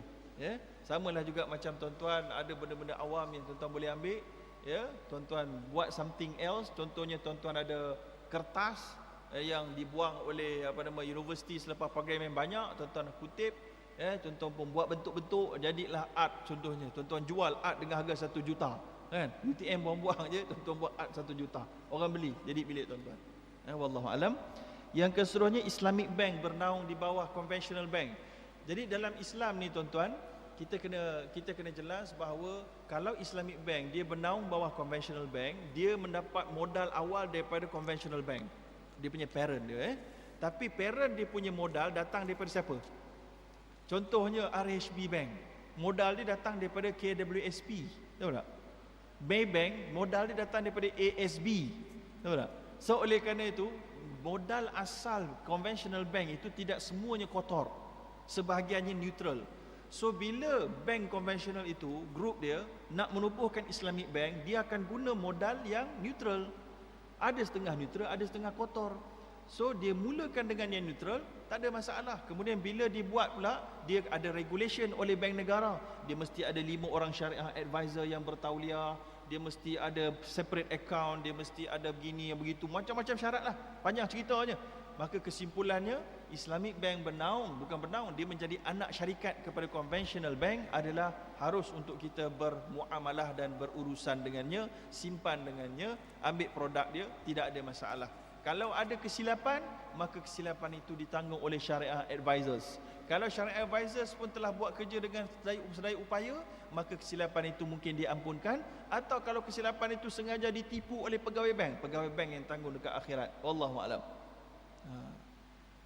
Jelas saya tuan-tuan dan puan berkenaan dengan yang cantik tadi, Islamic bank bernaung di bawah conventional bank, tuan-tuan.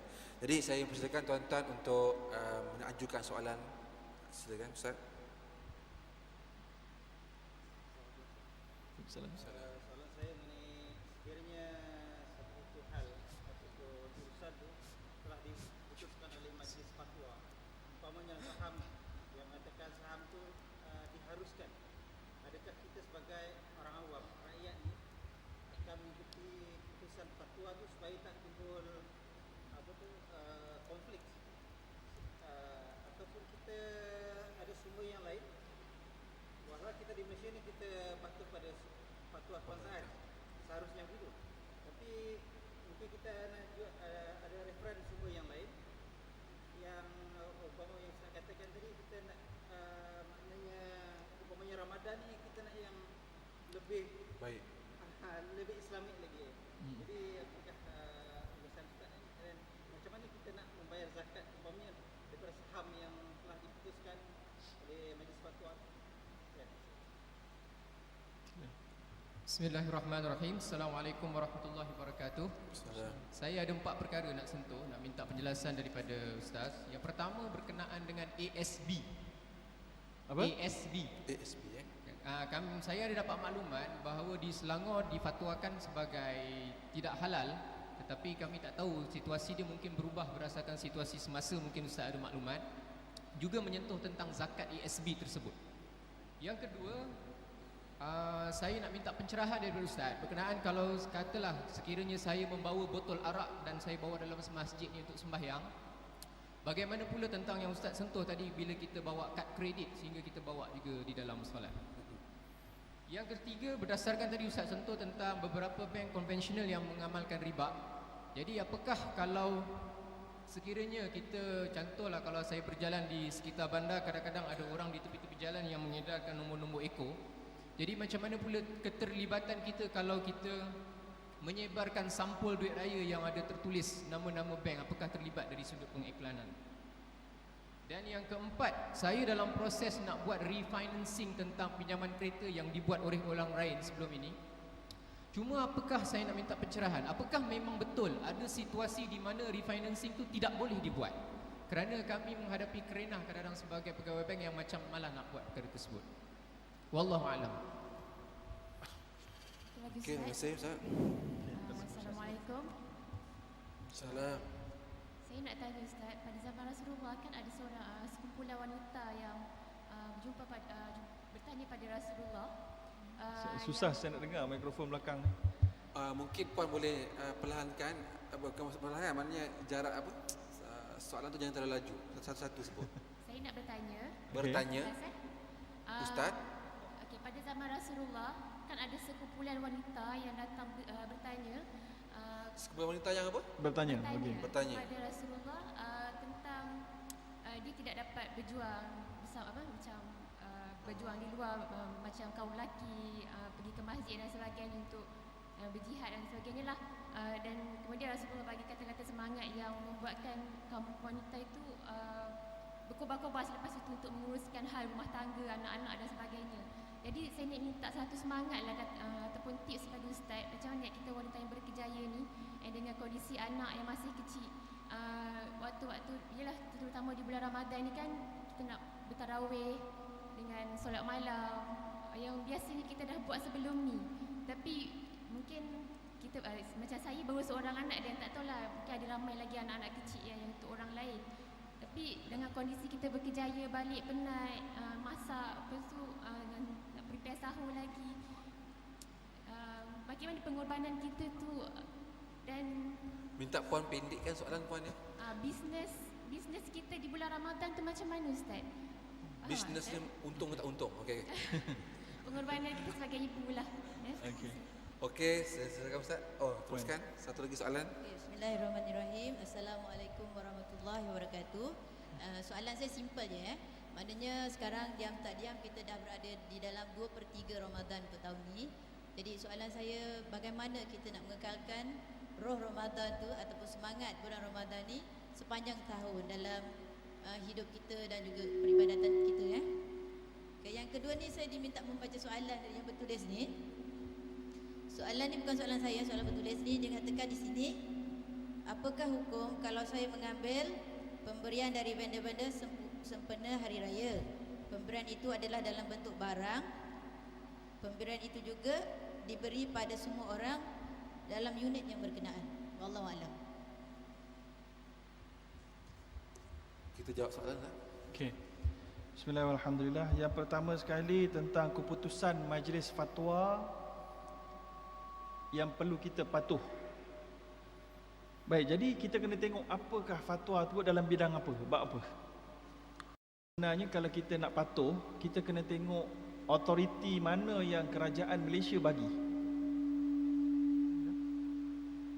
So dalam bab keuangan, dalam bab duit, pelaburan, ya, badan yang paling berautoriti di dalam Malaysia untuk menentukan halal haram bukan majlis fatwa.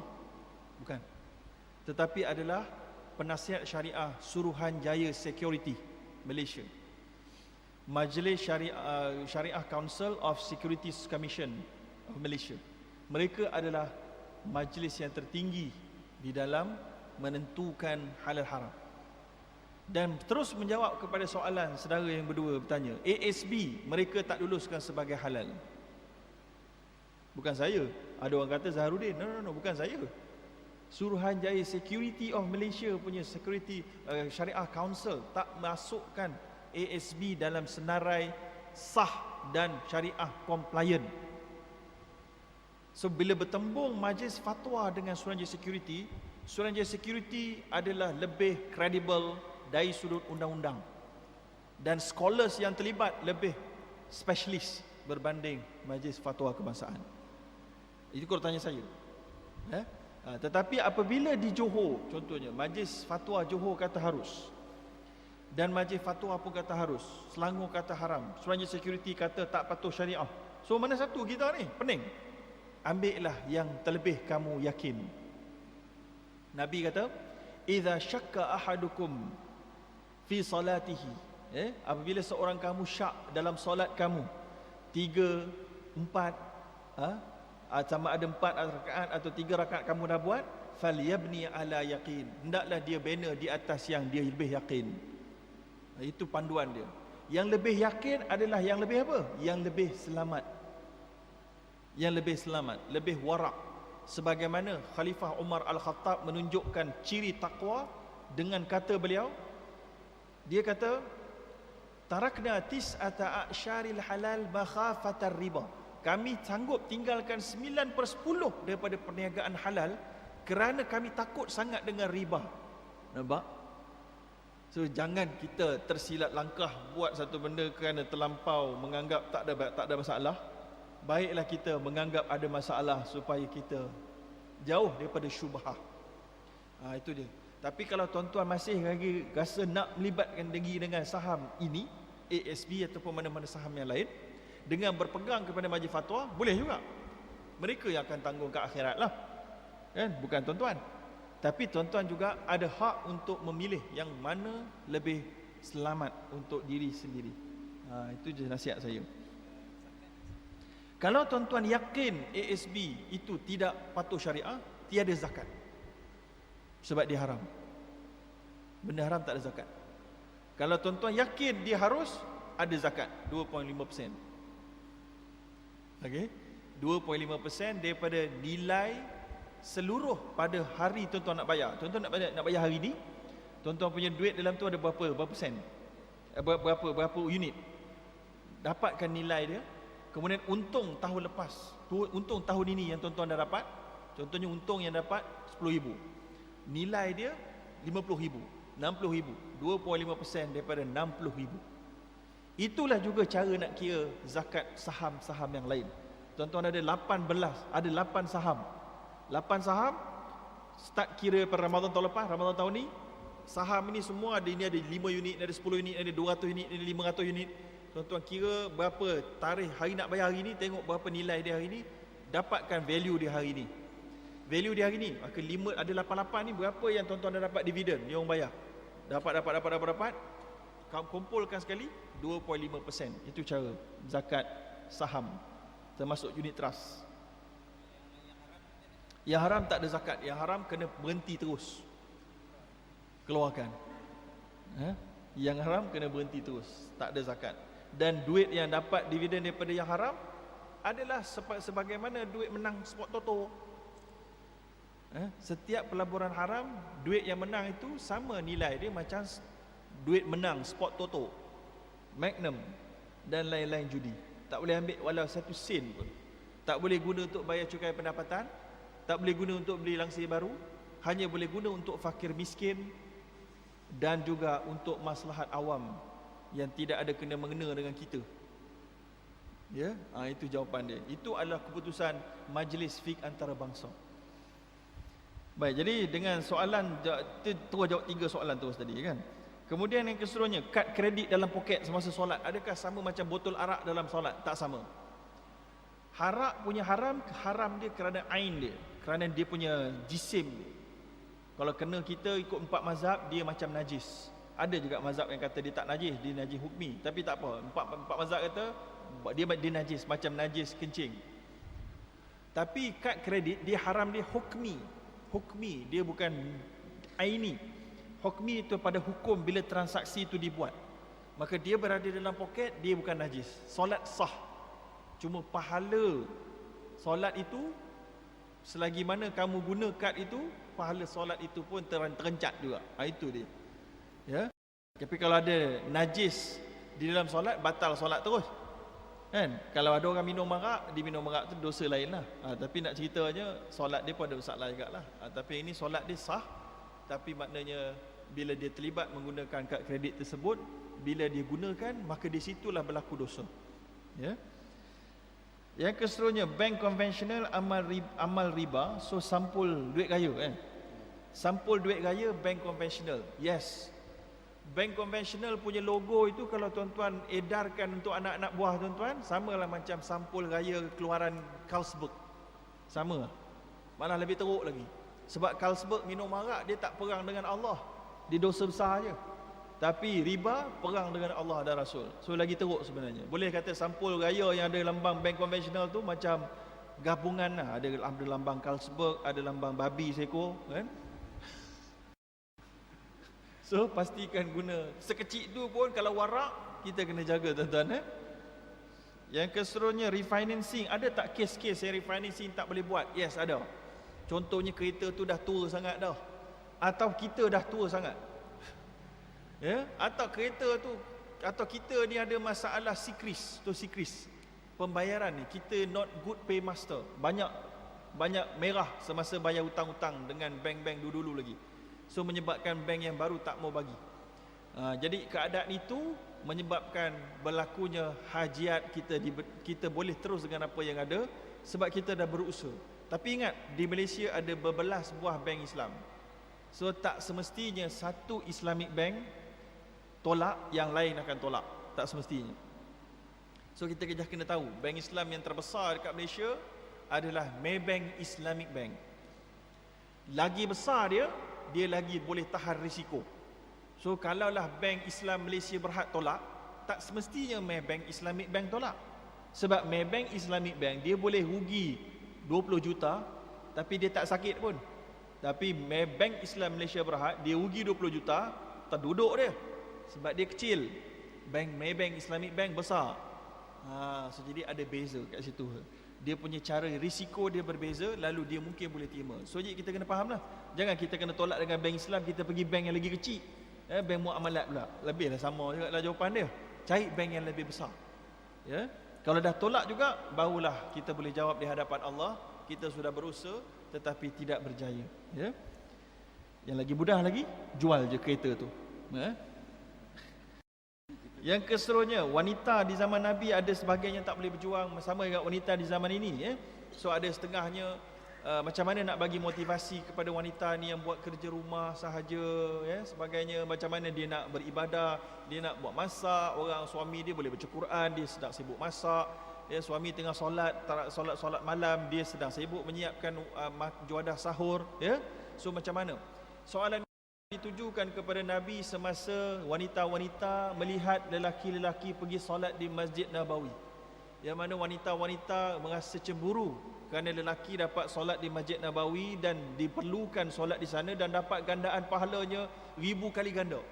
So kami wanita tak berapa digalakkan, tapi boleh pergi, tapi tak berapa digalakkan. So macam mana? Maka Nabi pun kata sebagai respons, yang terbaik bagi wanita solat dia adalah di rumahnya. Yang paling baik di rumahnya, di dalam biliknya.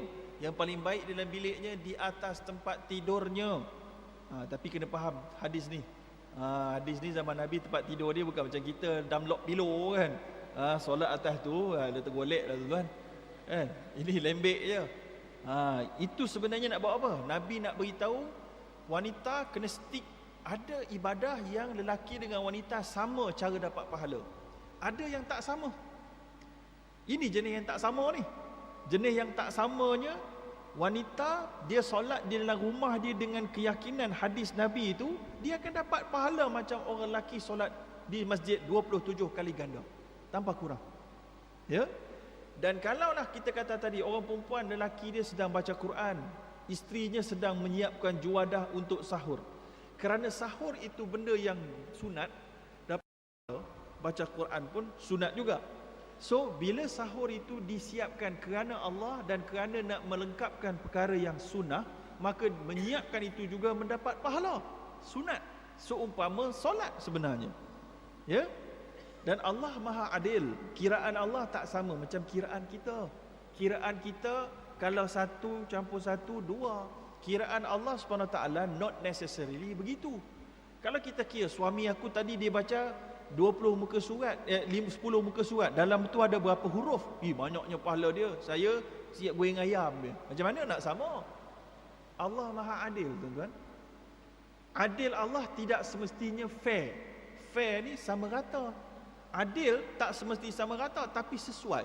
So kalau si isteri tadi memasak dengan penuh ikhlas untuk hidangan suami dan anak-anak, dia pun tak sempat nak baca, dia akan dapat pahala yang lebih banyak mungkin daripada suami dia yang membaca 10 muka surat daripada Al-Quran. Tapi jangan pula jadi alasan, oh kalau gitu tak payah baca goreng ayam je lah.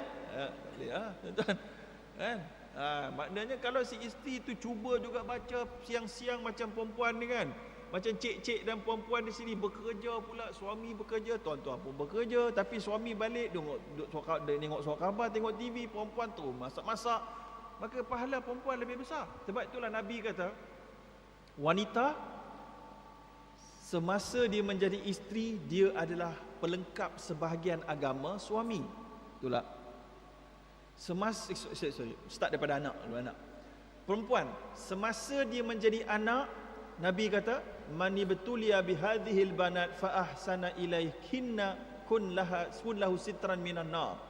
Mana-mana lelaki, mana-mana keluarga yang diuji dengan dapat anak perempuan dan dia baik mendidik anak perempuan, baik didikan itu akan menjadi benteng di antara ibu bapanya dengan neraka. Nampak hebat anak perempuan.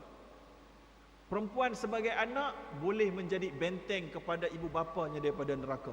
Perempuan sebagai isteri, iaitulah Nabi cakap siapa saja yang kahwin maka isteri dia itu adalah dia telah selesaikan separuh agama dia. Ya? Maka dia sebagai isteri separuh agama orang boleh selesai. Dia dapat anak jadi ibu, surga di bawah tapak kaki ibu. Dan siapakah yang paling baik untuk kita berbaik selepas Allah dan Rasul? Nabi cakap ummuka, ibu kamu. Siapa? Selepas itu ummuka. Selepas itu ummuka. Selepas itu abuk, bapa kamu. Keempat. Tak puas hati lagi wanita. Lelaki tak ada pun Nabi sebut siapa dapat anak lelaki dapat baik jaga dia, tak ada dapat shoot benteng neraka, tak ada. Nabi tak ada sebut. Tak ada sebut pun siapa yang wanita yang berkahwin maka suami dia itu melengkapkan separuh agama. Nabi tak ada sebut. Nabi tak ada sebut pun syurga di bawah tapak kaki bapa, tak ada. Tapi Nabi sebut Kalaulah ada orang yang boleh sujud pada manusia, la amartun nisa an tasjuda li zawjiha.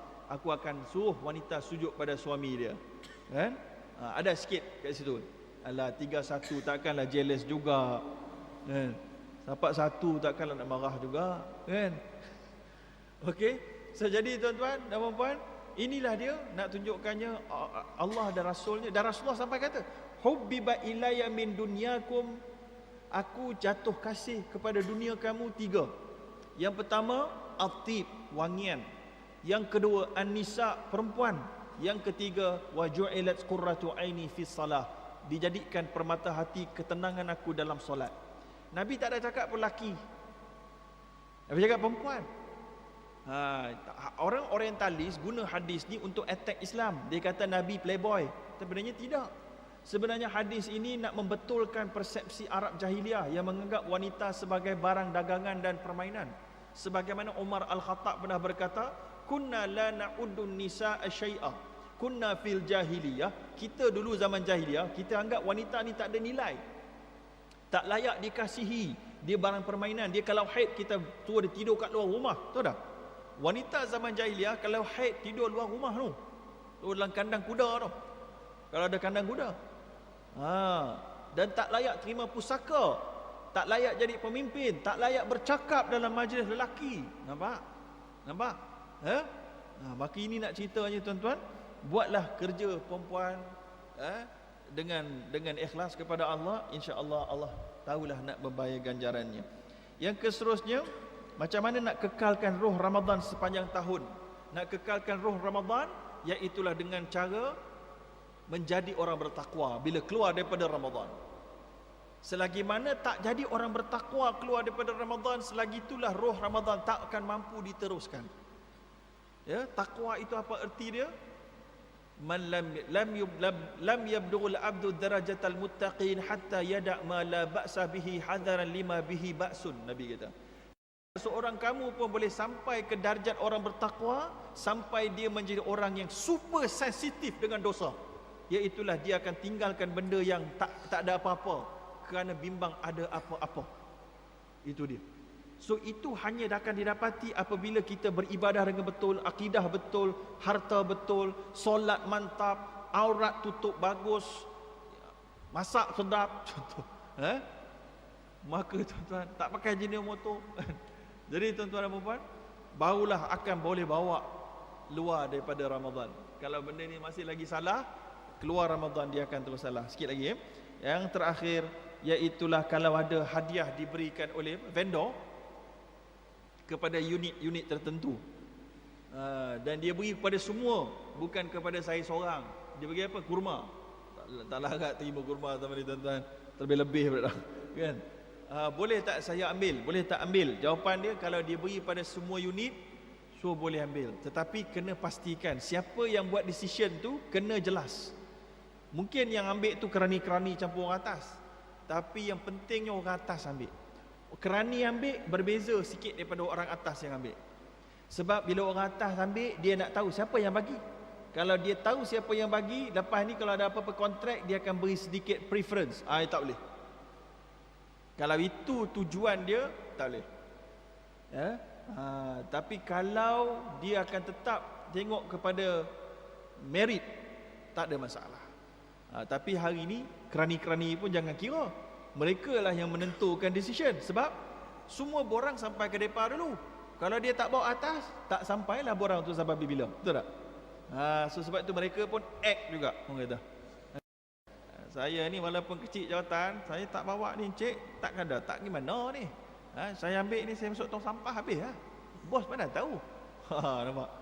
Sebab itulah di satu negara tu, saya tahu di satu negara, yang saya tak nak cakap negara mana, daripada kerani, daripada orang-orang buka pintu tu mungkin nak kena bayar sesuatu.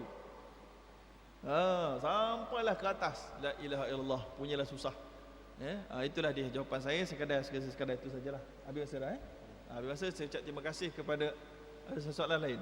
Boleh? Saya tak tahu. Okey, terakhir. Terakhir. Bismillahirrahmanirrahim. Assalamualaikum Ustaz. Saya nak bertanya beberapa kemuskilan. Yang pertamanya, sekiranya kita menjalankan sebuah perniagaan seperti menjual pakaian atau sebagainya, berapakah kadar patut untuk pengambilan untung. Okey, kerana memandangkan kadang-kadang sewa di sesebuah tempat tu agak mahal. So berapa dikira daripada segi macam mana? Okey, yang keduanya, apakah perbezaan zakat dan sedekah? Okey, kerana bila katalah kita bekerja sebagai kita ambil commission. So setiap bulan kita berapa persen, 2.5% tu kita nilaikan untuk bagi niat kita sedekah ataupun zakat. Zakat pendapatan maksud saya. Okey, dan adakah zakat pendapatan itu dikira untuk setahun ataupun tempoh bulan-bulan? Mana setiap kali bulan dapat gaji kita dah kira expenses apa semua. So balance tu kita kena bayar zakat pendapatan. Okey, yang ketiga, KWSP adalah saya pernah terbaca lah, dia bukan syariah compliance, tetapi apakah hukumnya? Sebab tadi saya dengar ustaz kata zakat daripada sumber yang haram tidak boleh dibayar, tetapi macam KWSP saya tahu bila dia buat pengeluaran pada umur 55, setengah orang ni dia bayar zakat daripada KWSP kerana dikira sebagai zakat simpanan.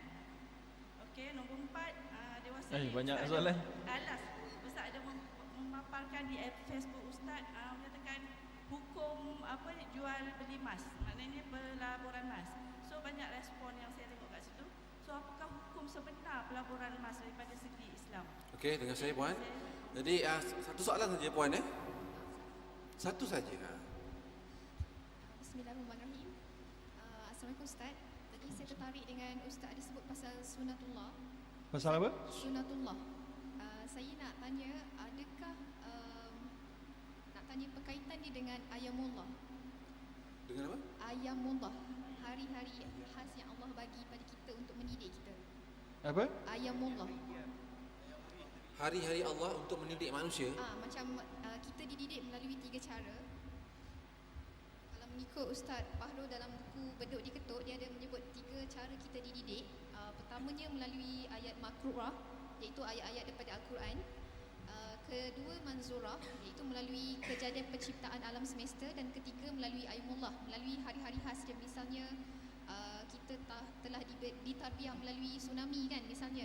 Dalam Al-Quran dia tak ada disebut, tetapi dia beri special untuk mendidik kita. Jadi saya nak tahu apakah mungkin ada perkaitan di antara sunatullah dan ayamullah. Jadi minta pencerahan daripada Ustaz. Terima kasih. Okay, saya jawab pendek dan cepat Yang pertama iaitulah jualan pakaian. Ada tak had untung? Dalam Islam tidak ada had untung yang spesifik. Had untung adalah harga pasaran. Selagi mana ada customer mampu beli dan nak beli dengan harga itu, itulah had untung kita. Selagi mana kita tidak manipulate market, tak ada masalah. 100 untung kali peratus ke, 200%, 1000% ke boleh. Kerana zaman sahabat pernah jual benda yang lebih daripada 1000% keuntungan dia. Kan itu ada hadis lah. Saya tak tepat masa lah Yang kedua, apa beza zakat dengan sedekah? Zakat adalah benda yang wajib, sedekah adalah benda yang sunat. Habis itu. Kita bayar zakat, kita wajib bayar benda yang obligation. Sedekah kita boleh bagi, kita boleh tak bagi, tak ada masalah. KWSP tak syariah compliant. Adakah kena zakat? Kena zakat pada duit kita. Kan tuan-tuan bekerja ada potong gaji, itu duit tuan-tuan, tak ada kaitan halal haram. Kalau kerja haram-haram lah kan. Tapi kalau tuan-tuan kerja yang halal, duit itu potongan gaji dan majikan bayar, duit terkumpul itu kena keluar zakat. Bila tuan-tuan keluarkan? Sekarang ni tak payah, sebab masih belum kita boleh keluarkan. Dia tak ada syarat milkutam, pemilikan penuh. So kita tak payah bayar zakat sekarang. Bila nak keluar dah pencen tidak keluar, kena bayar sekepuk. Tapi yang tak perlu bayarnya adalah dividen. Pokok KWSP itu wajib bayar zakat. Tetapi dividen itu yang menjadi syubhat. Menurut orang yang mengkaji, sekitar 65% pelaburan KWSP adalah di dalam perkara yang haram. Ini bermakna daripada dividen itu, 65% dividen itu 1 sen pun kita tak boleh guna, dan 1 sen pun tak payah keluar zakat, dan kena bayar pada fakir miskin semuanya. Hanya 35% sahaja yang tuan-tuan boleh ambil dan bayar zakat. Itu maklumat yang saya dapat. Yang keseterusnya pelaburan jual beli emas, saya rasa ni panjang cerita, tuan-tuan tengok dalam website lah. Paling senang. Yang keseluruhnya cara yang saya tak apa faham soalan tadi tu, panjang lebar sangat.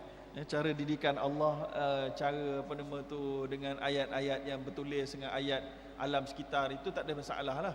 Tapi nak soalan tadi nak mengaitkan dengan ni saya tak apa faham soalan ni. Jadi mungkin boleh soal lepas ni lah agaknya. Soalan web kata. Soalan web. Tapi saya jawablah hati je lah. Baik tuan-tuan, saya ucap terima kasih kepada pihak Pengajian Pusat Islam yang menjemput dan juga pada semua kaki tangan, staf akademik dan juga staf pengurusan yang hadir. Semoga ada manfaatnya. Qul qawli hadza wa astaghfirullahalazim. Wassalamualaikum warahmatullahi wabarakatuh. Waalaikumsalam warahmatullahi wabarakatuh. Terima kasih pihak kami ucapkan pada yang berbahagia Dr. Ustaz Zahruddin bin Abdul Rahman di atas soal jawab yang telah dilakukan tadi. Terima kasih juga saya ucapkan kepada saudara dan saudari yang memberikan soalan. Terima kasih diucapkan kepada semua para tuan-tuan dan puan yang hadir dalam majlis pada pagi ini. Sikit saya nak maklumkan tuan-tuan sebelum saya menutup program pada hari ini bahawa Pusat Islam akan mengadakan lagi program yang sama seperti ini pada minggu hadapan di tempat yang sama, di waktu yang sama.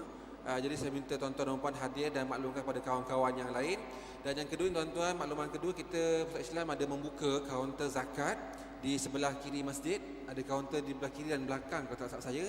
Jadi tuan-tuan boleh tunaikan zakat tuan-tuan sejurus selepas program ini nanti. Jadi itu sajalah makluman yang dapat saya sampaikan. Sebelum mengakhiri ceramah ini, saya mempersilakan Dr. Ismail Mustari untuk mengiringi Profesor Dr. Azhar bin Muhammad untuk penyampaian cenderamata kepada berbahagia Dr. Ustaz. Silakan Ustaz.